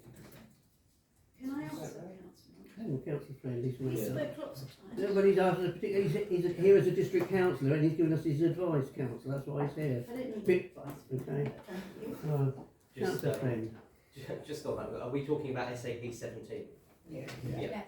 Okay, the previous, my recollection of the previous resolution that this council just passed was that on council-owned sites, the provision for affordable social housing would be increased to 50%. This would be a private designated one, and if Councillor Anderson looks onto the next site, which is SAP 18, that is a council-owned property, and you'll see one of the amendments is to increase the affordable housing to 50% on this site, 65% should be social rent. Yeah. Okay. So, are we happy with SAP 17? Yes, so I propose that we accept this with the generic recommendations of the Tree Council. All in favour? Yeah, I think so. Thank you. SAP 18, Sandwich Highways and Depot, Chippy Way, Ash Road, 32 homes, no change to the number of homes. Are we? Councillor Murray. Yeah, thank you, Mr. Mayor. This was on the previous one, local plan as well. The town team reflected that this area for the coach to be making into a small coach park for the town. We've only got 2 spaces for the whole of the town. One's outside the depot, one's in by the quay. Yeah. So this is reflect. We must include that they have coach park in this area. This is purely to work towards this council and the new tourism committee and getting things done for tourism. Councillor Sampson. Yeah, just so most of this proposal is the same as the previous one we made. Obviously there's some additions from the CEO and Councillor Wiles. So Councillor Marie's already mentioned coach parking. Key things in terms of proximity, so sandwiching from the school, Gaze and Salts car park, and of course The fire station. Yes. Yeah, and again we've got that thing about the 50% on the site. So Yeah. these comments are all very good. Yeah. I propose we go ahead with them. Councillor Friend? Yeah, just in terms of the sites, SAP 18 is one of the more strategic critical sites for Sandwich because of the coach parking. Yeah. It alleviates a huge inconvenience to a lot of residents in Sandwich, especially on the quay when we have coach parking that blocks their sunlight for the majority of the day whilst it's there, and relocating it to a much better site is critical, and we just need to highlight how important it is that that coach parking provision is retained and potentially increased. Yeah, perhaps if you use some money. Councillor? Councillor? I just wanted to say, do you remember in about 2019 we went there Yeah. and the place that they'd allocated for coach parking Yeah. was like in about this much of water? Yeah. So will that still be the same place? Well, it's not even mentioned on here. It didn't cost £100,000, wasn't it? I'm sure. Yeah. Mr. Mayor, I'm sure if they do, if this is agreed and the building works take place, I'm sure they will level the ground and make sure it's thing. Coaches are very heavy; they do sink in mud. Trust me, I know. So yeah, hopefully then the working will see it'll be a proper base for coaches to be parked up on. Yeah, Councillor, this originally was my idea because do you remember there was a golf driving range Yes. there with a building with facilities as well. So the drainage is everything is there, utilities are there, and there is a tarmac park there which is used by Ringway. Yeah. So, but if the KCC highways move out, there is a tarmac which I originally wanted, rather than the bit they decided to stick us down in bulrushes. So I hope you just keep this on board and hope we can get that car park. Yeah. Councillor Morehouse. Yeah, regarding the coach park, one thing I do notice is not quantified is how many spaces are being provided and whether the provision of spaces for the coach park will then facilitate the removal of the coach parking spaces on the quay. Well, hopefully that'll be the idea. Yeah. But that needs to be quantified, and there should be some kind of consultation with interested parties as to how many coach places. I was hoping that, I think the suggestion was like 6 coaches, because they only come in for about an hour, 2 hours, don't they? That they sort of zip in and zip out again. So, my experience as a coach driver and as a tour driver is that we go into a local area, we spend 2 to 3 hours in that area, and see the site, see the visit the museum, do a bit of shopping, off to the next area. In regards to the, say for instance, the events we do have some coaches that come in purely for events, 40s weekend, food fair, folk hour, etc., etc. So they stay for the duration of the day. So I'd say 4 to 6 spaces in that area would be sufficient enough. Mr. Mayor, firstly, I'd like to make a point of order, which is, if somebody has their hand up, somebody should not stand up and just start speaking in a loud voice. And if they do that, they should be asked to be quiet. he was speaking on an original question, wasn't he? No, he just stood up and spoke after someone else. If I did that, what would you say? No, I did. Okay, anyway, I tried to treat you all equally. Okay. Thank you. But sometimes it might not look like it, but it's difficult. So basically what I should do now is not put my hand up, as You in should. standing orders. I should just stand up and talk in a really loud voice. Okay, sorry. I haven't finished what I'm going to say. Can we put somewhere in here that if they give us that horrible site again for coach parking, Sandwich Town Council cannot pay, and that KCC or whoever's responsible for roads and things should pay?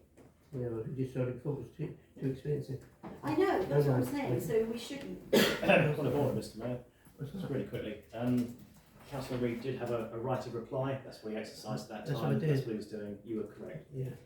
Point of order. No, come on, no, come on. You have to ask for a right of reply from you. He didn't put his hand up. Okay, all right. Councillor Friend. Thank you, Mr. Mayor. When we originally explored this a number of years ago now, there were some detailed designs done of the actual coach parking layout and the sweep analysis, and that made it viable.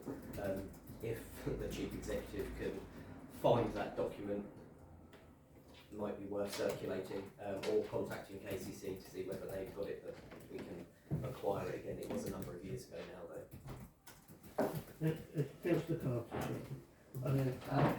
As well as the document Councillor Friend was talking about, I think it'd be quite important to include Councillor Morehouse's provision for the number of coach parking spaces in this. Yeah. So could that be slightly amended Yeah. to say that a minimum of six Six coach coach parking spaces, based upon Councillor Marie's working Expertise. experience of what's needed, if that's okay. Okay. We happy with that? Regarding the payment, sorry, Mr. Mayor, regarding the payment of the thing, I think that goes down to the developers, I suppose, or KCC putting Yeah. 106 money into That's it, right. kind of thing. Yeah. The other thing is that obviously DDC are probably putting incentive in regarding payment for the parking, etc. Hopefully we can work that out, but that's another thing.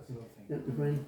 The only thing I suggest may be a more pragmatic approach to the wording, that the the coach parking element results in an increase in the coach parking provision within That's right. Sandwich, rather than sticking to a number that may not be achievable. No. Okay, thank you.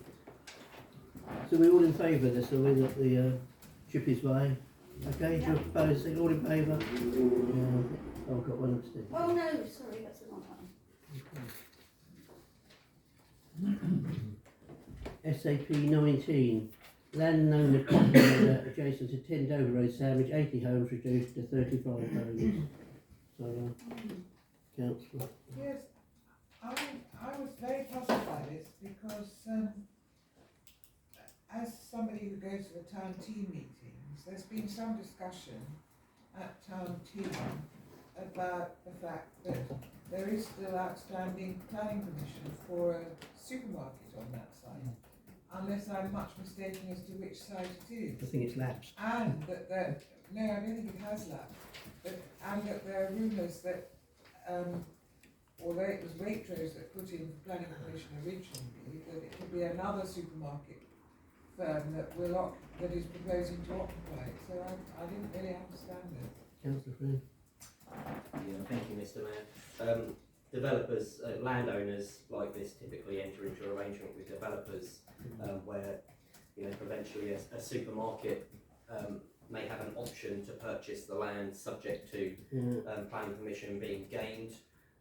This site has possibly been included and submitted by the developers for housing, just as an option on the land. If it then does get included in the local plan and planning permission is then attainable, they'll exercise that option to purchase, and then all other potential uses for that site will go out the window. But in terms of the land ownership, that hasn't changed, but they're probably courting a number of potential developers for different types of uses on that site. That's right, it could be a chemist and a doctor's surgery, isn't it? Councillor Carter. Yeah, I'd like to recommend going ahead with SA 19 with the recommendations that have been proposed there, Mr. Mayor. Reduced to 35 pounds. Got a seconder for that? Okay, Councillor Mayor. All in favour of that? Okay, SAP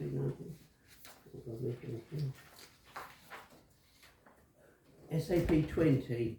Woodyard, rear of 17 Woodensborough Road. 35 homes, no change to the number of homes. Here we are. You're happy with the recommendations, Councillor Friend? Thank you, Mr. Mayor. There's no change to the number of homes at this one from Regulation 18 to 19. One of the comments is that the proposal is too dense and should be reduced. Obviously, it's gone through a number of iterations with planning and consultation, and they still deemed that 35 homes is acceptable on this site, and given its location and proximity to other developments, 35 homes, in my opinion, is probably acceptable. If there is a proposal to reduce the number of housing, members may want to consider where they put those other houses that they plan to take out of this one. You're happy that that bit there that it should be reduced to 25 homes? Happy with the rest of the document? Yeah. Got a proposer and a seconder. All in favour? It's one abstention. Where have we got down there? That's a bit there.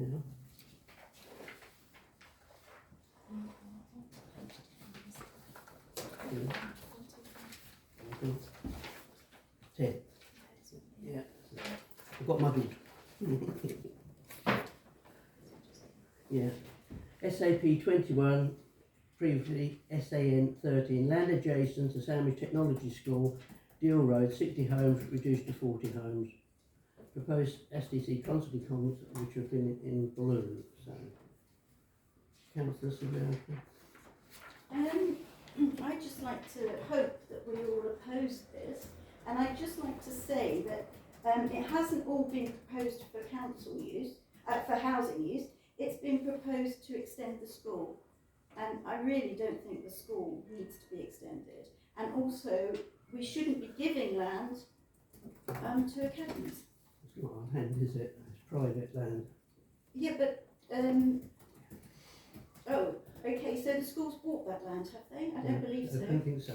No, so it is our land, okay? Because it was KCC land. So. I don't think it was. Oh no, it was Farmer Beans. Yes, Farmer Beans. Yeah. So I would like to oppose that site unless it's brought back into that we use half of it for community use. That's the idea, right there. And there is a mistake there on the thing, it should be Deal Road, the access, not Dover Road, shouldn't it? Yeah. Okay, there's a mistake on that one. You'll just do Councillor Sampson, so. Yeah. Oh. Sorry, you finished. No, yeah, I'm just Sorry, yeah, so you already pointed out the mistake from 2021. The only reason it's in there is obviously we're looking at the black text from before. Yeah. So yeah, it's like we need to focus up. We're looking at the comments we are making to the local plan. Yeah. So I agree with these comments because they're talking about half of it should be community use, which is what we've heard a lot about tonight and before at council on Monday. Yeah. So yeah, it's like I agree we should put these comments forward. Hang on, Councillor Fred, please. Thank you, Mr Mayor. In terms of Sandwich Town Council's representation on SAP 21, I would respectfully suggest it may be the wisest course of action to say that you are completely opposed to the Regulation 19 submission, but are in agreement with what was included in the previous consultation document, which was 60 homes, including the community use aspect on there. Yeah. Just to update members, I have been in contact with the residents who are obviously looking into this further. I have a meeting with the head of planning tomorrow afternoon, just to find out some more details as to how this site has transformed from the Regulation 18 proposal to the Regulation 19 proposal. And those discussions are obviously separate to this process, but if council were minded to make that resolution, it would support that position. Okay, thank you. Councillor Carter, did you want to speak? Oh yeah, I just wanted to second Councillor Sampson's recommendation, this proposal, and just to say to make sure that the actual exit, access and egress Deal. is most definitely the Deal Road and not Dover Road at all. Okay. You want to have that? Do we have a proposal and a second? Oh, did you want to speak, Councillor? Sorry, Mr Mayor. The only other comment that I would make is B, that the obviously the entrance exit should be on Deal Road, and that's what it should. Speed limit should be reduced. I think we all know around this table the limitations with KCC highways and the determinations they make on what roads qualify. That road will never be reduced in speed limit just because of the classification it currently is, so it would be superfluous to include it in the submission. I'd suggest you maybe remove that. Yeah, sorry, I disagree with Councillor Friend's comment regarding the speed limit. It's a school. Yeah. If you're building on it, it's going to get busier and it's going to get more dangerous if cars are tearing down the road at 40 miles an hour towards the school. It should have been done in the first place anyway, because I've seen many a car fly down there. So maybe slow it down to 20 if possible. Councillor Carter? Oh yeah, sorry. Yeah, as Councillor Friend quite rightly said, it's due to the traffic regulations. Yeah.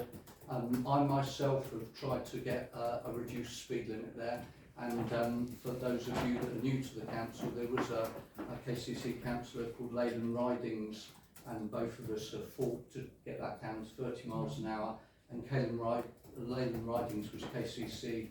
It's due to traffic regulations, and until government changes traffic regulations, it's just impossible, but we have tried. Thank you. Thank you. I think it affects the street lighting and everything, doesn't it? Yeah. Just Councillor Surya. Yeah, I'd like to know exactly what we're voting on, because I do not agree with document 19, SAP 21, because it says for extension of the school and 40 homes. it says land adjacent to Sandwich Technology School, doesn't it? Yeah, which It is doesn't next. say it's part of the school. If you read Regulation 19 document, you will see that the land adjacent to Sandwich Technology School is now going to be used for houses and expansion of the school. No mention of the Sports and Leisure Centre. We'll go back to Councillor Friend can clarify it for us. He already has. Yeah, Well, thank you, Mr Mayor.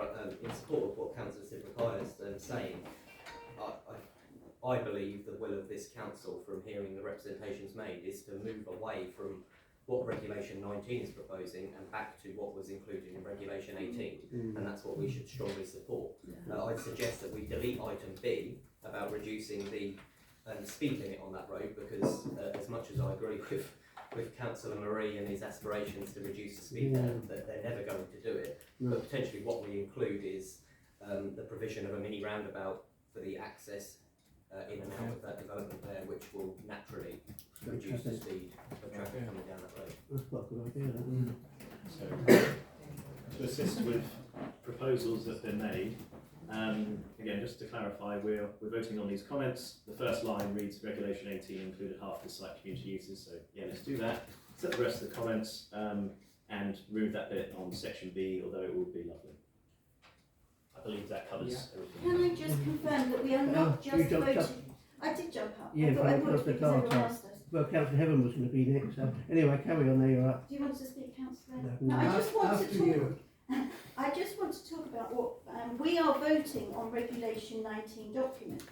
If there are people in this room that haven't read it, that's not good. We are not just voting on these comments. We're voting on the whole document.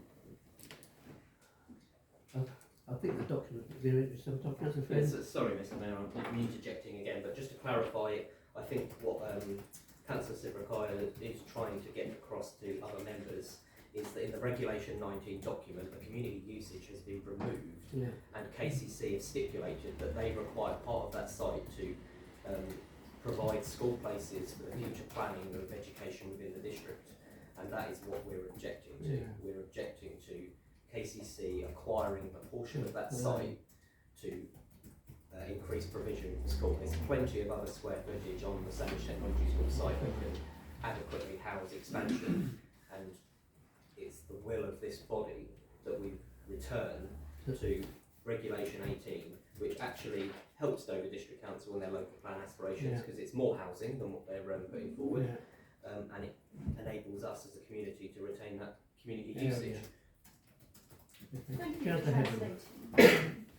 With the protections and caveats outlined, I would support this, but I'd oppose dropping the 20 mile per hour aspiration, because just because we think that KCC or another body will not pass it, doesn't mean that we as a council cannot express an opinion which we believe is a locally widely held opinion.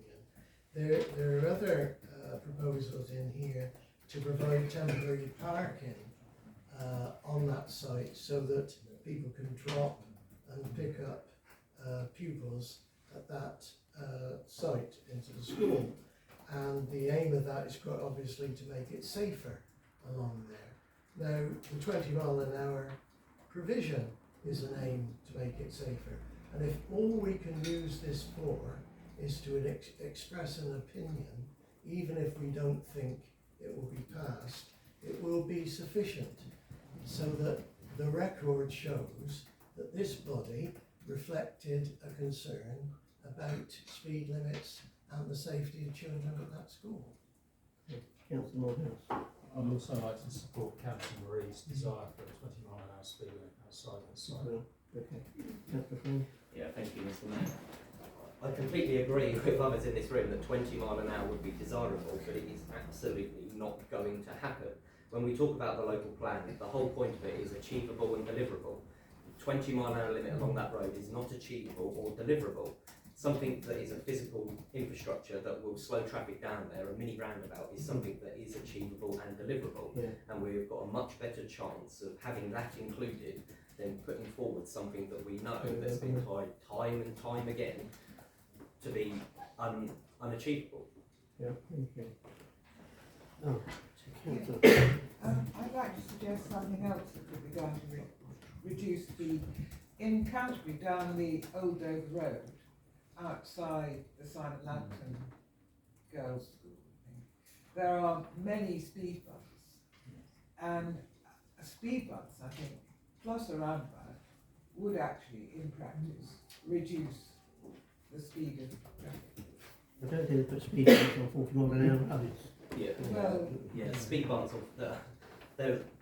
We've had lots of discussions over the years about speed bumps in and around Sandwich, and KCC categorically will not entertain speed bumps anywhere near the word Sandwich because of the age of the buildings in the centre of town and the lack of foundations and the damage that will cause. Obviously, that's not a problem on the expanse, but it's KCC's position that speed bumps are not achievable in Sandwich. The real deliverable outcome of this would be a mini roundabout. Mini roundabout. Hang on, mate. Councillor Sampson. Do you want to speak? I'm good for the moment. I'll be back in a minute. Thank you, Mr. Mayor. I'd like to thank Councillor Morehouse for his backup on that, the 21 hour. I agree with what Councillor Friend and Councillor Carter were saying. It's going to be probably impossible, but maybe we can go around the bend, as it were, or behind, around the back way, as it were, to put a mini roundabout in to naturally slow it instead of slowing us, trying to change the speed limit. But I support that if that can go in. We're happy that we have the. Councillor. Around back again. Yeah. Yeah, so going back to the original proposal, which is very much agreeing with Councillor Sibricard, which is what we've been trying to say. So again, the first line, regulation 18, as we've covered, half of this site being used for community uses, again, disappearing in red 19. The next line, we obviously don't consider it acceptable. Those are the comments we're going to put forward. We've got this disagreement amongst ourselves in terms of the additional bit about the speed limit. So section B, the entrance exit, was it reduced to 30 mile speed limit? Again, currently 40 miles an hour. Perhaps we add something along the lines of speed reduction methods, such as the roundabout we suggested. I'm fairly sure that fits everybody in. I agree with that. Can we just change though? It says it's been, whole site is now identified for housing. The whole site isn't identified for housing. Part of it's identified for the school, and Sandwich does not want more school places and more children bussed in. We already have too much traffic and chaos on Dover Road. Councillor Carter, I think, wanted to speak. Oh, I was just going to reiterate my seconding of Councillor Sampson's summing up of what we're actually voting on this actual item. So, and as I say, with the speed limit thing, perhaps that could be adapted to say that speed limiting measures could be put in place, such as Councillor Sampson and Councillor Friend have said, either roundabout or chicanes or whatever else. We might not get the 20 mile an hour limit by applying a 20 mile an hour limit, but we can, in a roundabout way, ask KCC to put in chicanes and other traffic calming measures that would reduce the traffic down drastically. And in fact, Councillor Holloway put in the gates, although whether they were effective or not, put the gates at the very start of the town. I don't know whoever remembers that, because that was supposed to show like a rural setting and that you're entering into a rural setting, but whether it worked.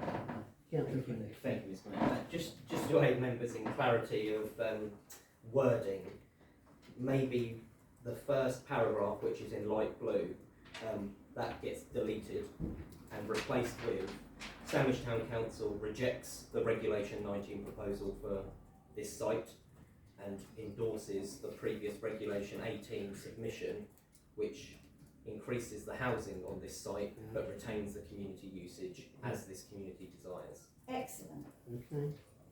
So that basically.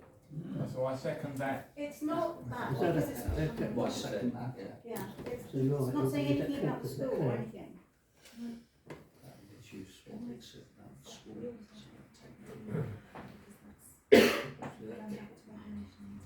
So we're going to do away with item D then, we're doing away.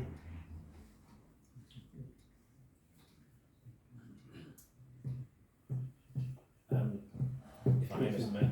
Yeah, we need to include addition of item D. So yeah, STC requests that definitive ownership of part of this land must be demonstrated and established as a section was gifted to Sandwich Sports and Leisure Trust to provide more sports and leisure facilities to the people of Sandwich and should not automatically be transferred to the local election. Yeah. So we'll keep that in. Oh, yeah, keep Yeah, going. thank you, Mr. Mayor. In terms of item D,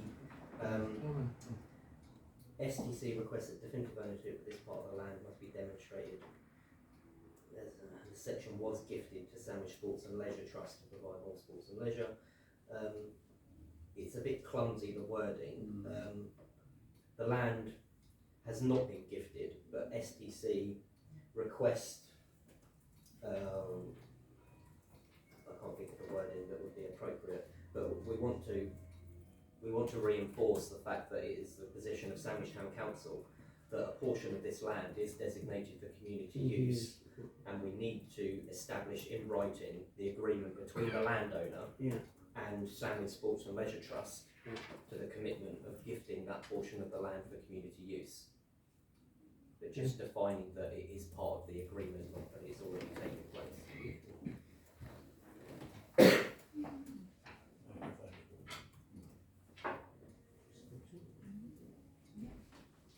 So we're going to go for a vote on this then. I just want to be absolutely certain that under B, the entrance exit should be on Deal Road. Yeah. And Deal Road Yeah. should be reduced to Okay, we're happy with this. I think we've got a proposed and a second, and we're happy with this. Okay. Thank you.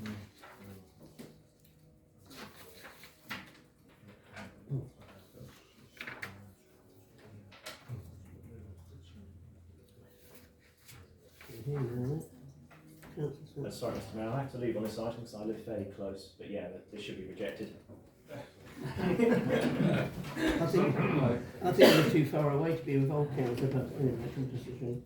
Councillor Cronford. Yeah, I don't think Councillor Sampson should have said what he said, but there you go, that's what I say on his behalf, that obviously it's in the interests of the residents of Sandwich that this site be removed from the land allocation document and not be developed whatsoever at all. It's the agreement of I think over 400 objections, and the tree warden has put in a vast amount of documents stating about biodiversity and environmental concerns on the site. So if that could go ahead with that. So we're happy with how it's worded there? Indeed, yeah. Okay, Thank you, Mr. Mayor. Yeah, I totally agree with Councillor Carter. This has been rejected. It's probably going to get rejected again at the appeal. We need to take this off the local plan completely. It's not viable. Many residents there's been a little big uproar regarding this over the last couple of years. So yeah, the comments are correct, and we need to make sure that it's taken off the local plan. Thank you, Mr. Mayor. Not to labour the point too much, but this SAP 22 land at Archerslow Farm is completely inappropriate. It's been rejected multiple times by Dover District Council. It's been rejected by the National Inspectorate. It's peculiar that it's appeared again when it was listed as an amber site originally, but here it is. It's regularly had hundreds of opposition to this. There is currently an appeal being led by residents at the moment to reject its soundness and justification in the local plan, which is over 600 signatures so far. And we need to be very robust in the wording, and maybe in addition to what is highlighted here, we include the wording that was submitted to the Inspectorate for the appeal very recently. Okay. It says specifically that, yeah. Perfect. Yeah, that's been included. So we're all happy with that. So we've got a proposer and a seconder. We're all in favour? Yeah. We're all in favour. Thank you.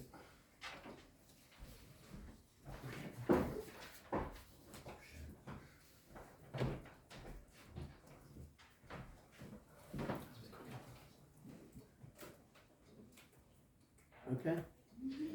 SAP 23. Sydney Nursery, Dover Road, 10 homes, no change in the number of homes. Closed sanitary comments. Councillor Murray. Yes, Mr. Mayor, I don't know if some of the councillors saw today or yesterday, we received an open letter from some of the residents down that area. The big concern that they have in this area is to have the roundabout, the roundabout, the junction of Dover Road, Deal Road should be reconstructed to allow direct access to the bypass. This is a big no-no regarding the area. It would just turn into a complete rat run. The road's small enough as it is, especially now the Kumar Nursery's there, more traffic in the area, especially down on the Dill end by the New Street, which is really, really narrow down that far end. I'm sure Councillor Carter will agree with me on these as well, because he lives down that area. I have strongly opposed to that part of the Dildover Road being reconstructed to the bypass to the roundabouts, because it's just dangerous. There's a school there. If a truck gets stuck in that area, the truck will be there for weeks, because you would never get it out of there if it goes down there. So that's my objection. The only objection is to that is that the Dildover Road roundabout should not be constructed for that area. I've always been for opening that up, but to have bollards put in the road down by the school, so it becomes a cul-de-sac. So the access from St John's Green would have to go back out, and the cricket would have to go back out onto the roundabout, and the people at the other end of Dover Road they only got so far when to the school, and they have to go back down again. So I've always been for opening it, so the school buses could come through there as well. So instead of the school buses trying to squeeze through that narrow bit where the cars park, they're going to turn left and go straight back out to the roundabout. Anyway, it's up to the council. Councillor Morehouse. That was the proposal last time this was on the table, back in 2017, I believe. I don't see how that roundabout, being as tight as it is, can have four roads converging onto it. Yeah. It's just not deliverable. It would have to be a small round. Councillor Friend. Councillor Morehouse has hit the nail on the head there, achievable and deliverable. Development of 10 housing to accommodate the highways infrastructure that would be required for that change. You know, you'd be talking about, for every house built on that site, they'd have to contribute a couple of $100,000 towards highway improvements. It's never going to happen in terms of Section 106. It's not appropriate for the area.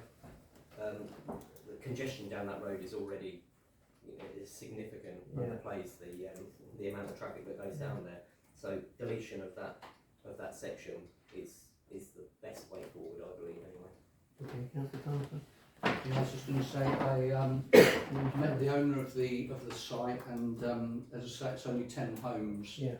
And they're going to apparently be like on a self-build option. So with self-build, they'd get built as and when they're built. So a developer wouldn't come in and smash the site about like we've had with Kumar Nursery. They wouldn't just come in and take over and ruin everything in Dover Road. So if it's just built out on a very slow phase process, I don't think we should be against the housing at all. Many years ago, probably about 6 or 7 years ago, I actually got to meet Councillor Paul Carter from KCC, and he was a leader, and this was an option that asked him about that actual site and the roundabout, and he actually said exactly the same as what Councillor Friend has just said, that to redevelop, this was about 6 or 7 years ago, to redevelop just that roundabout, he said would probably be just under £1 million to redevelop it. It wasn't designed for 4 junctions, he said, and in order to do it for 4 junctions you'd have to rip up the whole roundabout and rebuild it, and it could cost over £1 million now. So I don't believe that's going ahead, but I would propose the 10 houses on Sydney Nursery go ahead. So It's a sort of basically a brownfield site. It's all on derelict greenhouses, isn't it? That's correct. Okay. Thank you. I just wanted to say that I agreed with Councillor Marie, and I had my hand up first, and 6 other people spoke in. No, I didn't see your hand up because I've been scanning the room round. Well, I'll sit somewhere different in the future, then maybe not. You want to say something? I just wanted to agree with Councillor Dean Marie, but it's so far since Councillor Dean Marie spoke that you probably don't even remember what he said. Councillor Morehouse. Going back to the bars that you mentioned, my mistake, it was 2013 the last time this was brought to the table. That was before the Kumar development. That's right. So again that strengthens the argument not to reopen that. In the previous time we tried to get access to the bypass from Woodnesborough Road, didn't we? And they just at the cost. No, okay. So we haven't. Listen, so what we've got. Where are we? So you deleting the access bit, aren't we? Yeah. Deleting the access bit, but we're happy with the development. That's correct. Okay. Okay, who's in favour? I think I proposed for a second, it didn't get Yeah, I'll through. second Councillor Cards. Yeah, who's in favour of this development? Okay, I think it's one against. Okay, thank you.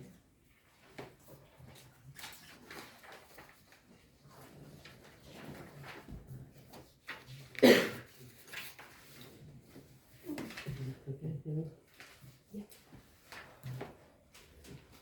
Development management policies, climate change, CC1, reducing carbon emissions.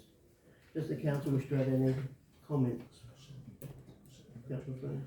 Thank you, Mr. Mayor. Yeah, this policy CC1 is future-proofing the local plan should changes be made. The future home standard is currently still under discussion. It just allows the council to adopt the three very good standards for addressing maximum energy efficiency under energy credits until such time the future home standard is introduced, and then will be superseded by that. Any comments? Councillor Hill? It sounds very good what Councillor Friend said. Does that include things like adequate insulation and solar panels on the roof and I don't know, triple glazing and all the rest of it for the future, perhaps, but not right now?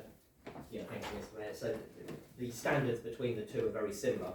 The future home standard will just be enforceable in law until when it is introduced. But the reduction in carbon required by the standards will be achieved by a fabric first approach to new development, includes the use of on-site renewable and low carbon energy technologies. It's all provided for in there, and it accords with Dover District Council's climate emergency that they declared and the plans that we're moving forward with. Yes, I think all the new houses have got electrical charging points, I think, don't they? Yeah, Councillor Carter. I'll propose accepting CC1, Mr. Mayor. Okay. A second. All in favour of this? Okay. Three. Abstain, rather. CC2, sustainable design and construction. Do you want to make any comments? Councillor Flynn? Yeah, CC2, following on from what Councillor Heaven said before, CC2 prioritises to utilise layout, orientation, massing and landscaping to make the best use of solar energy, passive heating and cooling, natural light and natural ventilation. So it builds into the future-proofing of development that these things must be taken into consideration and be demonstrable. Okay. You happy with Councillor Carter? Propose acceptance of CC2, Mr. Mayor. Yeah, second that. All in favour? CC3, renewable and low carbon energy development. Want any comments?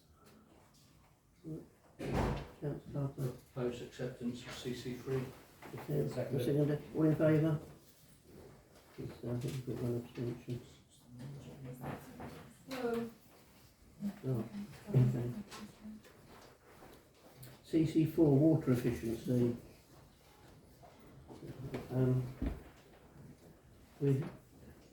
Councillor Friend and Councillor Murray. Yeah, just for clarity, CC4 is a provision that new dwellings must be built to the higher water efficiency standards under Regulation 36 of building regs, and is in hope to achieve a maximum use of 110 litres per person per day. Thank you, Councillor. We're all in favour of this? Propose CC4, Mr. Mayor. Okay, seconded. Yeah, oh, we've got one abstention. Okay, thank you. Councillor Heaven. CC5, flood risk. Is any... No comments, I think. Councillor Friend? Yeah, okay, and just to clarify, CC5 is specifically for developments on sites of risk of flooding, which there are many of in Sandwich. It's just updating previous policies to comply with the MPPF, and it's mainly targeted at where development does go ahead. All floor levels for living and sleeping accommodation will be set at a minimum of 300ml and 600ml above the flood level for flood zones 2 and 3 respectively. including the climate change allowances. Okay. Councillor Carter. Yeah, propose CC5 to the council. Yeah. Seconder. Catherine, all in favour? Excellent, yeah, thank you. CC6, surface water management. Higher expectation of maintenance of roads, car parks, prevent flooding, the surface water and clearance of drains, which often face areas at the town and the highways of later use. So Councillor Morehouse, just should. Yeah, concerns over this because they're not maintaining the roads that we've got now. No. It's going to get even worse. Yeah, a bit like the curb outside the front. Councillor Friend. Following on from Councillor Morehouse's point, this policy attempts to address some of those shortcomings, and such design and robust long-term maintenance plans must be considered as integral parts of the master planning and design process, and they must provide multifunctional benefits. In terms of no surface water connection to foul, any sewer will be permitted amongst some other amendments in there to the documents, but it does go some way to addressing some of those shortcomings in previous documents. Okay. Councillor Carter.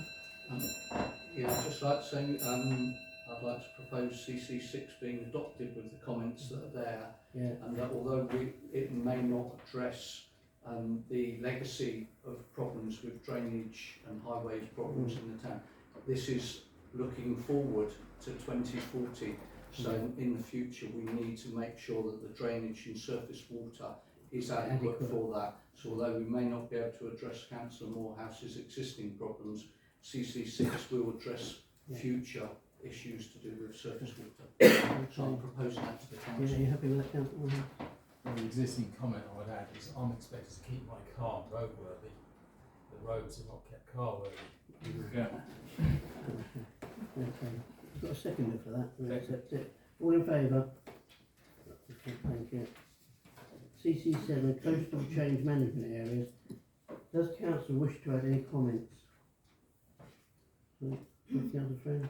Thank you, Mr Mayor. Whilst it doesn't directly impact us, obviously the Dover District Council area has the White Cliffs of Dover, and CC7 aims to reduce the risk from coastal change by avoiding inappropriate development in vulnerable areas of the district's coastline, and I think we should be strongly supporting that. Councillor Hunter? Propose adopting CC7 by the council.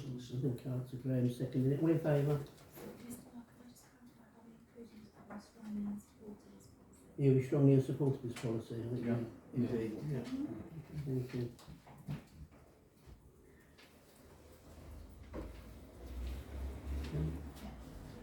CC8, tree planting and protection. Okay. Councillor Hammond? Yes, I support this. I'd just like to ask, does that mean a schedule of inspection of management should be initiated to protect trees during prolonged hot weather, not just on council-owned land? Is this also enforcement of certain rules and regulations about tree management on private land, for example, new developments, whereby trees get planted and then forgotten about? Does this address that situation?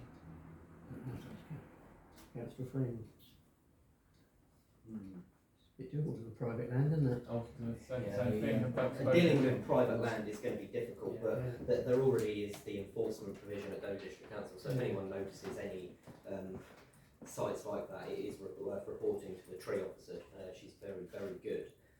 Just in a wider context, CC8, I think we should be supporting it quite strongly, that a minimum, just reading the part of it here, that a minimum of 2 new trees will be required to be planted for each new dwelling, and a minimum of 1 new tree will be required to be planted for every 500 square metres of new commercial floor space created, which in terms of the scope of park and future development that may happen there, that will be a significant amount of tree cover that's added to the district.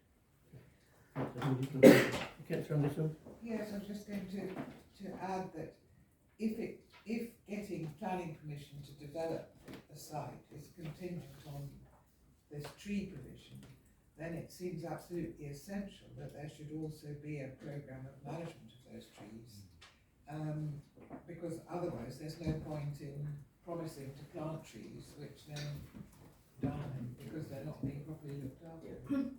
Just, Yes. I'm just going to count the head and then you can just get it with another Yes, just to add a sentence, a paragraph, to emphasise that the local authority should emphasise enforcement of tree protection on land when planning permission has included provision of trees. In other words, it gives emphasis and a requirement to that action.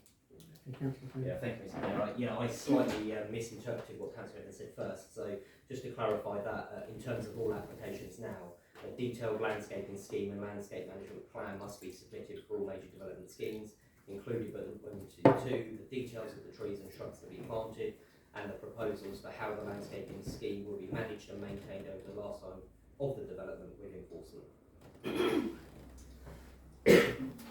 Okay. Councillor Carter. Yeah, with that in mind, what Councillor Friend has just directed from the Dover District's local plan document, I think we could be safe in saying that there is provision there for enforcement for what Councillor Evans said. So I'd like to propose that CC8 is adopted by this council. Second. One second. All in favour?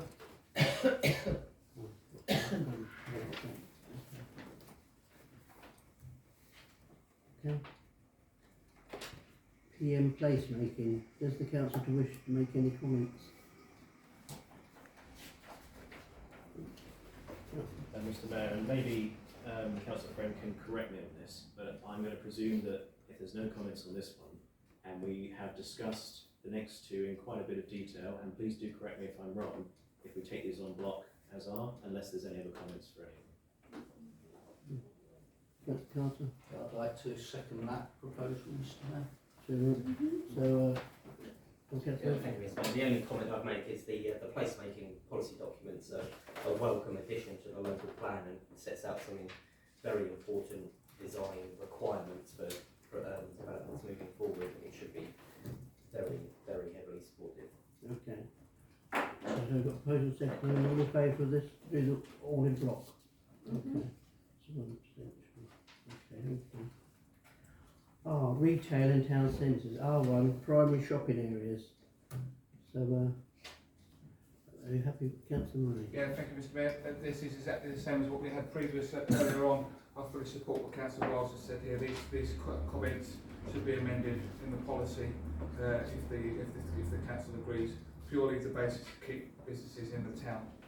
Okay, Councillor. Yes, sorry, Mr. Mayor. I think we've jumped from placemaking on. We should be on. Block homes. We don't on block. We did the next one, homes on block as well. Yeah. Okay. Yeah. Councillor Sampson? Yeah, it does look as though R1, we have discussed this should be added, as Councillor Murray said. And yeah, we have similar items for R3 and R4. Again, unless there's other comments, then I propose we go with these comments. I'd like to second that recommendation. Councillor Moorhouse? Just wanted to ask what the designated retail areas were. They were at one point, it was King Street and Market Street, but we have seen in the last 10 years some retail spreading in Strand Street as well. So which parts of the town are we including it as part of the primary retail? That's my question. There is a map in the Yeah, there is a map. I can't find it at the moment. I think it's page 143 or something like that. The problem is there's a couple of different documents. I've got the master document, which is 2,500 pages. So. I think that's the same as the one you said. I think it did include Strand Street, but I'm not Sure it does. I'm just going to yes,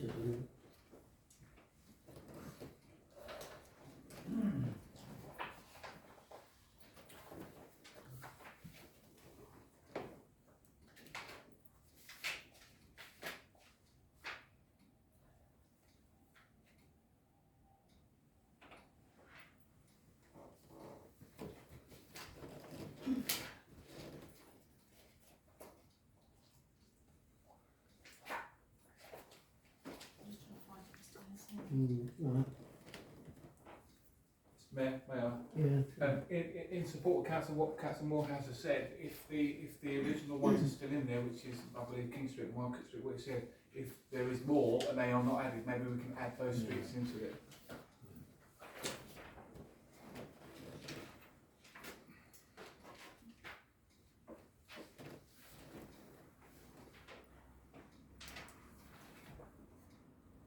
Do you have a property in mind, Councillor Morehouse, that you sort of... No, I'm just referring back to the last recession that we had, when we identified King Street and Market Street as not as areas that should never be, any commercial property should never be converted to a residential dwelling. But since then, because when we get back in 2010, 2011, Strand Street had hardly any retail. But we now got a little parade of shops up towards where the Crystal Inn pub is, and a few others. There's 3 little shops there, weren't there? Yeah.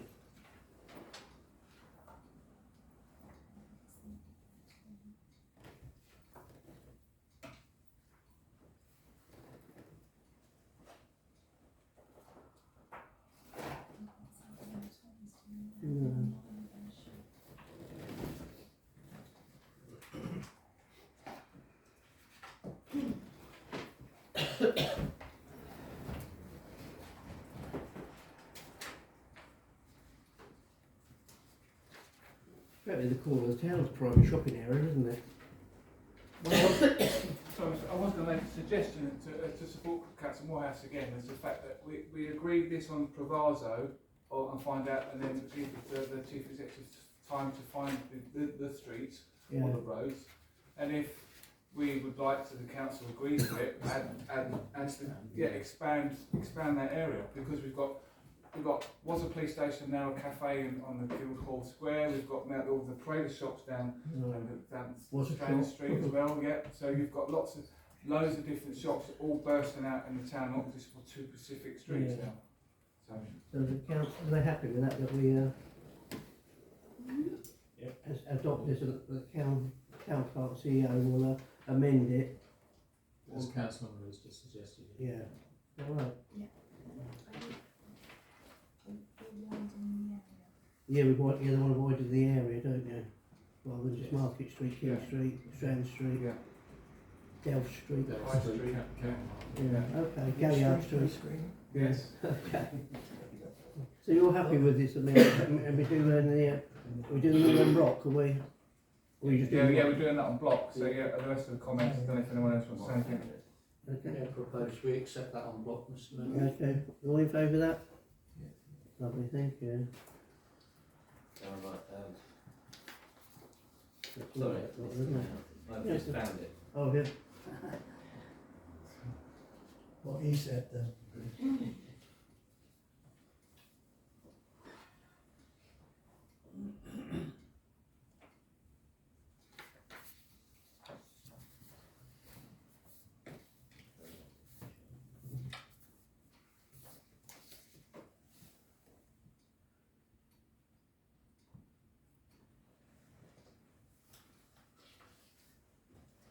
Has he got layers on the different aspects of this?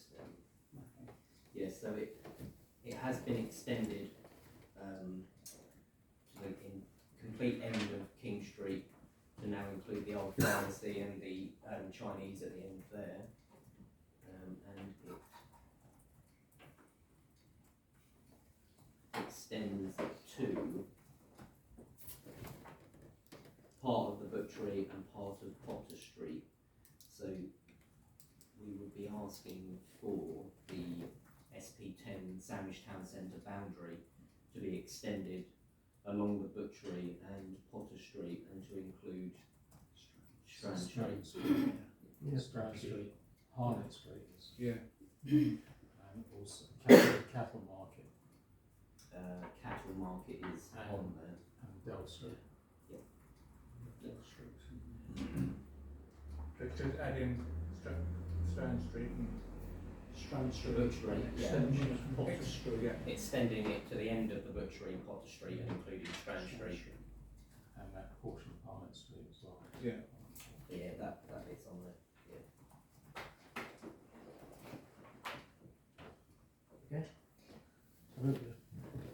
done it on block and we voted Yeah. it on block. So. Okay. Traffic and infrastructure, is it T11. Sustainable transport and travel, which is vital that high-speed trains return to service on a regular scheduled timetable throughout the week. That's the Councillor Sampson. Yeah, so we propose we include those points, and just as a reminder, we're only allowed to legally sit for 45 minutes, so we need to be. Yes, I aware of know. time. Yes, I'm aware of that. Thank you for doing them on block. Yeah. So, Yeah, I'd like to propose this, Mr Mayor, acceptance of that on block if Councillor Sampson hasn't done so already. yeah. Then okay. So we're all in favour that we do it on block. Yeah. Yeah. Okay. Thank you. Natural environment N3, Botanic Coast and Sandwich Bay litigation. So does the council wish to add any comments?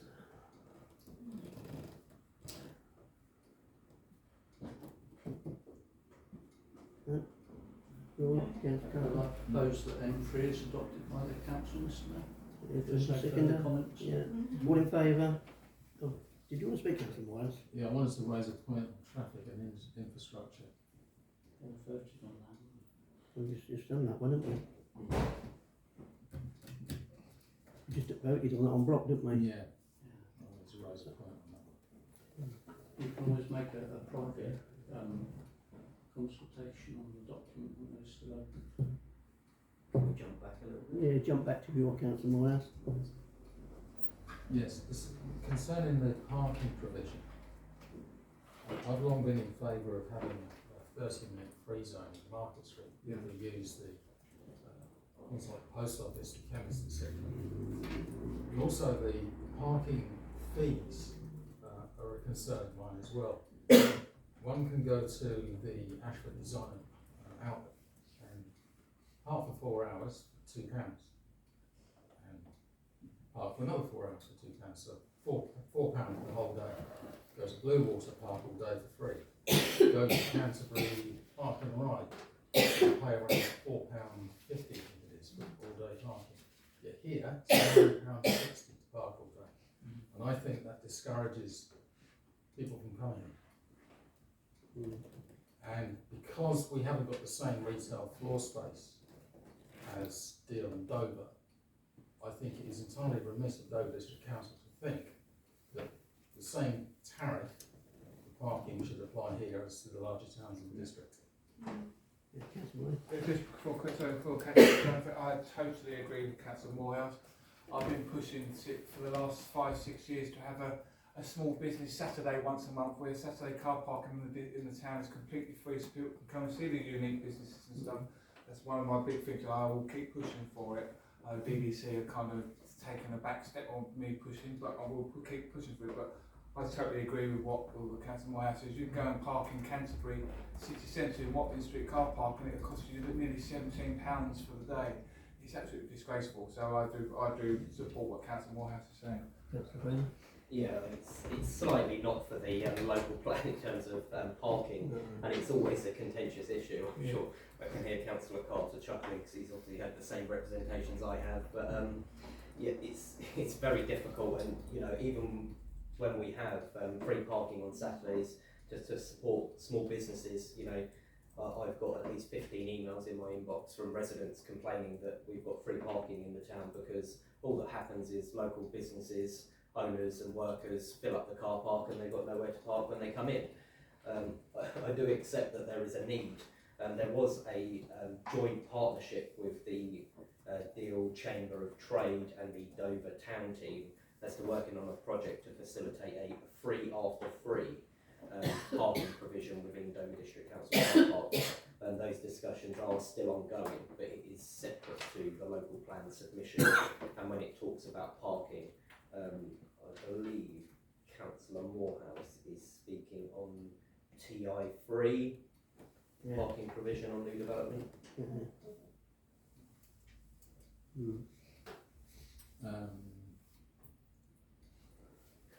Yeah, talking T12.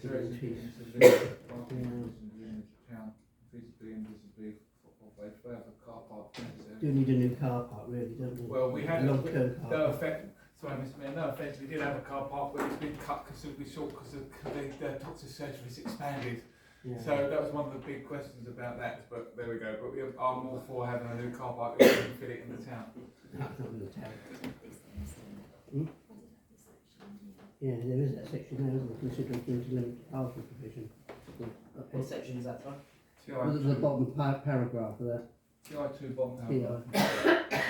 Consideration should be given to limited parking provision within the town. Feasibility and viability of a further car park is necessary. But that should also include parking charges on foot.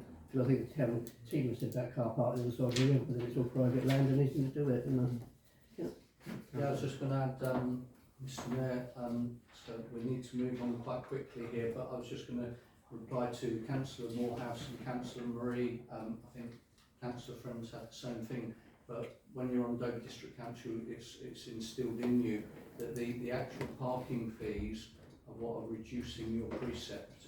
So all that money, although it seems a lot of money to pay, the income from all the parking is keeping the precept down. So if you start taking away some of the parking charges, whether it's in Sandwich, then Deal will want it, Dover will want it, you have a massive black hole, and Dover District Council will then say, well, we'll have to put the precept by another £100,000. So I'm only just giving you the reality of the situation from a district council's point of view. Yeah, just to back up what Councillor Carter's saying, you know, we've looked at free parking on previous basis, and it would, to implement free parking across the district would disproportionately affect the residents, because we are a big tourist destination, and that makes up a lot of the income that does it. And when we've looked at it previously, a back of a fag packet calculation, your council tax would increase by 35% to accommodate free parking across the district. okay, thank So you. not desirable in the slightest. No. Do you want to come out quickly? Just very quickly, just to clarify, my request was for 30 minutes free parking in Market Street. I don't advocate free parking in the town. I remember what it was like when we did have free parking. As someone's just mentioned, the business owners would take up all the spaces, so people couldn't shop anyway. However, I do think the tariff needs to be reduced. As we have, as I said, we have a smaller retail floor space than Deal and Dover. One size does not fit all. Never has, never will. I'll just come back on that briefly. I did actually argue that point recently at the Transport Board, the Dover District Transport Board, when they put the charges up just recently. I actually stood up, although I'm not allowed to vote, I did stand up and fight to say that Sandwich wasn't included in the recent charges increase, which was another 30p, but unfortunately I was overruled, so I did try for you. So what's the proposal then? Do we, Well, we've already voted on we've it. already voted on it, yes, we've already voted on it. We're moving on to the So we're natural losing, environment. yeah, naturally. Work together. Yeah. Any three, okay, student. Thanet Coast, have there any comments? I know we're talking about NE3 now, but we have jumped past NE1, and NE1 should be strongly commended in terms of the biodiversity net gain requirements for the ecological baseline. Anyone's not on here? No. So What is anyone? it's ours. NE1 is basically the new policy that demands a biodiversity net gain. So, development proposals must provide a minimum of 10% biodiversity net gain above the ecological baseline and be in accordance with the biodiversity net gain SPD. Proposals for biodiversity net gain must, provided as part of development, need to be provided above the agreed pre-development ecological baseline, focus on local priorities and be informed by the Kent Local Nature Recovery Strategy, the Dover District Green Infrastructure Strategy and the Kent Biodiversity Strategy. Any provisions must be secured for a minimum of 30 years after completion. There's a lot more documents on there, but it is a welcome addition. On this matter, I propose that we adopt NE1 as directed by Councillor Friend there. NE3 with the recommendations that have been made, and NE6 as well. To this council, Mr Mayor. Second that. Second, what, you all in favour of this? Yeah. Okay, thank you. Historic environment. Does the council wish to add any comments? Councillor Smith. Yeah, so I think everybody in this room knows how much I love our history. Yeah, just commend these comments and propose that we have them. Okay, Councillor I'd Carter. like to second that vote. Are we all in favour of that? We... Yeah. Okay. Thank you. Isn't it? I don't know what.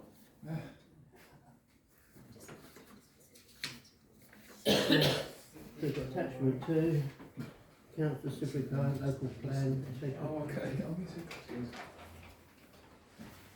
I'd just like to say that when I put this forward, I didn't know we were having an extraordinary meeting because we only found out right at the last minute.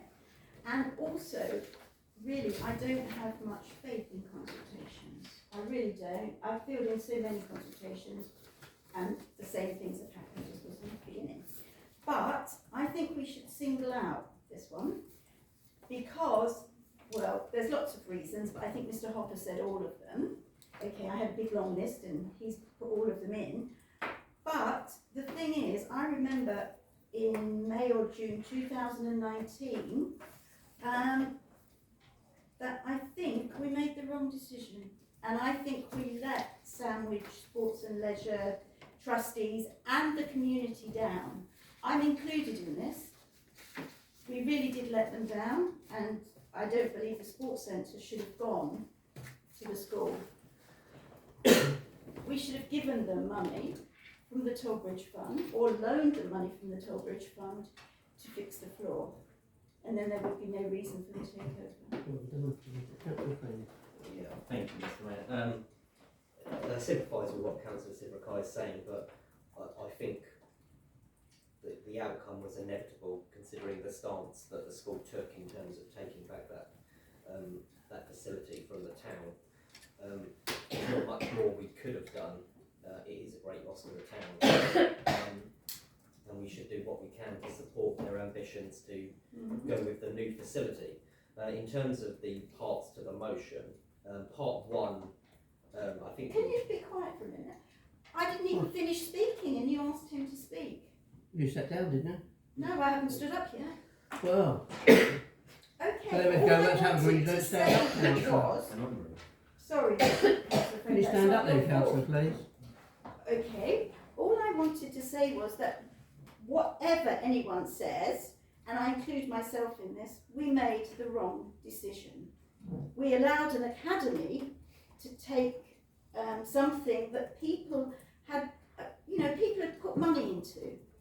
A lot of local people put money into that, and it was an thing for the community. In the future, we could lose that altogether because we have allowed the school to take over. And I think we should single it out. I think we should not just put it on the consultation. I think we should write a letter to DDC, with strong words saying that we don't like this. I think at the time, if you finished, have you finished? Yeah. Yes, I'd like to speak. I think at the time we did discuss this because the academy actually are the landowners, freehold, aren't they? And I think, can I finish? Yeah. The sports centre is a leaseholder, and there was trouble with the flooring and other items, and they said they weren't managing the property, they couldn't fund it properly. And that is one of the reasons why the academy, through their legal departments, actually took it back into house. Okay, have you read all the documents about this? I've read a lot of documents. Okay, I'm not interested in proportioning blame. I'm to blame as well. You don't have to keep telling me why it's not our fault. What I'm saying is we need to fight like this, but like crazy. And I do believe that we should write a letter supporting it. And I do believe, this has been brilliant today, having Councillor Friend here, because I never know what's going on. And I would like to ensure that we get regular feedback and that they fight on our behalf. Councillor Friend is going to, but I would also like to know that Councillor Chandler is going to. Okay, they are representatives of Sandwich. They should be fighting on Sandwich's behalf. Okay. Can Councillor Chandler be informed of this? You can send her a letter. Well, no, there's no point me sending her a letter. She doesn't reply. Okay? What I'm saying is, she is our Dover District Councillor, and I don't even know if she goes to meetings. It's a Tuesday. Yeah. No, it goes to Can I the look, district. councillor, please, look, we're running out of time. We are on a time constraint and there's other things Okay. to resolve. I think I we've already agree. spoken on this earlier on, haven't we? Yeah, I just explained that I didn't put this forward. I put this forward for Monday's meeting. I didn't put it forward for now, but the CEO suggested it be here. So, I'd like to put the first part of my motion and the second part of my motion to a vote. Yeah. Councillor Carter and Councillor Friend. Okay. Councillor Carter will have Councillor Friend. Yeah, I agree with Councillor Severkaya that this should be investigated, but tonight we were discussing the local plan, Local plan. and that's what we've been doing. The decision, if it was the wrong decision, Councillor Severkaya, that's not relevant to the local plan, so could it be put onto a future agenda and be fully investigated? Yeah, thank you. Councillor Friend was next. He might be, but I didn't No, put it on no, this please agenda. sit down. That's Councillor not Friend, fair. and then Councillor Anderson. I'm happy to give way to Councillor Anderson and Councillor Silverfire before I come in. Okay, thank you. Thank you. I'm not clear, I'm very sympathetic with what Councillor Sibley-Kai has been saying. I do think often consultations are symbolic rather than real, and this is such a strong issue, a big issue, and so important for the town, that whatever we can do to help it along, I think, is a good idea. But I'm not clear what the timetable is now, and when it might be appropriate that councillors here, the residents who turned up, who sat at the back here, Mr. Hopper and so on, and his colleagues, turn up at the relevant council meeting and use the public right to speak and really make this a big issue at Dover District Council. But we need to know what the timetable is in order to be able to organise that. I'm a great believer in organisation. Councillor Silverfire wanted to Thank give you, that. Councillor Friend. I just wanted to say that I put this in for consideration for Monday's meeting. And now Councillor Carter is saying that we can't speak about it now because this meeting's about the local plan. Local plan. But when I put this in, this is about the local plan, but when I put this in, there was no extraordinary meeting. And I think if we just leave it again, well, so we're not going to write to Dover District Council, we're not going to do anything with it again. I think we've already discussed that. No, we haven't. Thank you, Mr. Mayor. In terms of recommendation 1, Council contacts Dover District Council to express their utter dismay. I share in the utter dismay that this community usage has been removed from the Regulation 19 document, but we are a little bit past the point of contacting Dover District Council about this now. So we are in Regulation 19. This is the submission to the local inspector. The correspondence, exactly the same wording, just needs to be directed to the inspector to make representations to them, to ask for them to change the determination of the Regulation 19 document back to its previous iteration. As for recommendation number 2, I speak to Councillor Chandler all the time about this issue. She's fully supportive of it. I think I alluded to earlier that I've got a meeting with the Dover District Council head of planning tomorrow, just to understand some of the background as to how this site came to change between Regulation 18 and Regulation 19. I'll have some more information then. If this is raised as an agenda item on the next council meeting, I'm more than happy to come back with some further information as to what I find out and how we can coordinate some of our responses to get this out. The Archers Low Residents Association have been very good in mobilising public opinion to submit representations against this, and if other members are equally motivated to support Mr. Hopper and Mrs. Davies, it's Lynn Davies, isn't it? Yes. In their submission for this, then it may be worthwhile a group of us meeting with those residents to try and get some increased submissions to the inspectorate to try and reverse the provision in the local plan. Okay. Can I just say one more thing?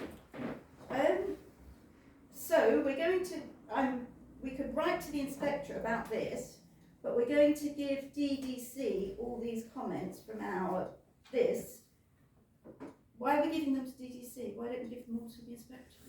Well, that's what I think Councillor Friend was recommended, they went to the inspector, not the DDC. No, not just this one, the whole lot. The whole lot, if there's no point putting them to DDC. Well, that's what Councillor Friend was saying, they get a group together. I believe that's what, understanding Councillor Friend, wasn't it? Interesting people. Councillor Cibric, I can clarify. Are you talking about every representation that we've made this evening? Every representation that we've made this evening, there is no point. It's all going to the inspectorate. Yeah. Yeah. So there's no point to. Why are we even sitting here? What's the point? No, every representation that Sandwich Town Council has made this evening will go to the National Inspectorate. I thought it would go to DDC. They would decide, write it, and then send it to the inspector. That's why we're leaving the meeting to spend time on this.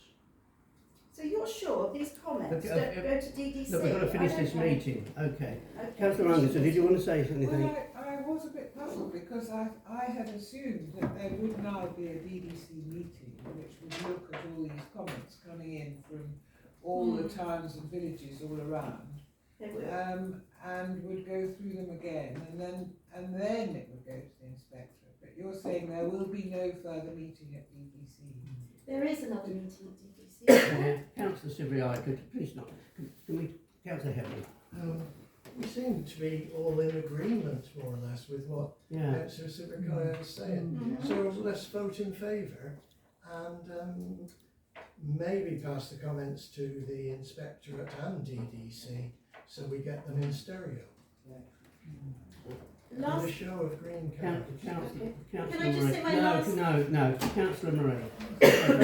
Maybe we could possibly defer this until Councillor Friends No. has Be past the time. Okay, so can I just say the last thing?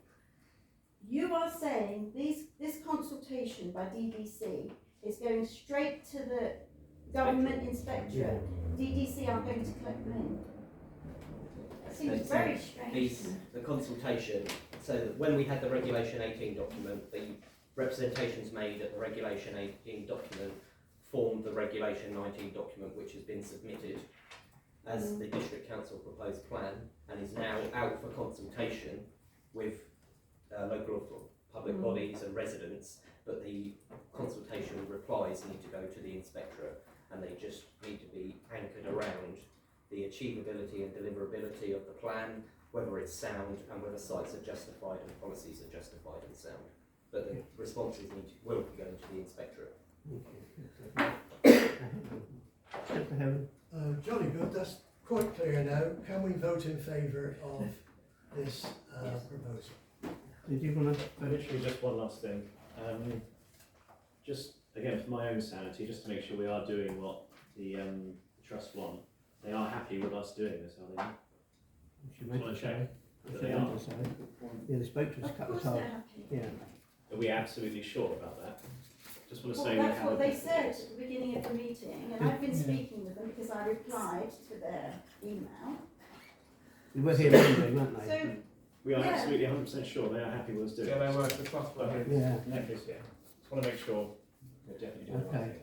you know, I wish you would have read all the things that were Okay. said to you. They wind it up. Yeah, I've had quite a few meetings with Mr. Hopper and Mrs. Davies and others involved with this plan, and they are well aware of the moves tonight to support them in their ambition for the site to return it to its previous iteration. So obviously I can't say for certain, but from the way the conversation's gone this evening, I think they'd be very happy with the stance that we're taking and the direction it's moving in. Yeah. Right, let's do this. Do we have a vote all for it? Thank you. I think we're in favour of it. That's it. Thank you. So can I see a copy of the letter? Thank you.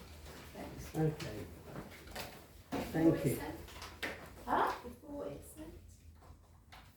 Really, yeah. I know, I'm asking. I would just like to see what it says, that's all. And to, know it's been Okay, date of next meeting, Monday the 19th of December, 7 o'clock within the Guildhall. Okay, thank you.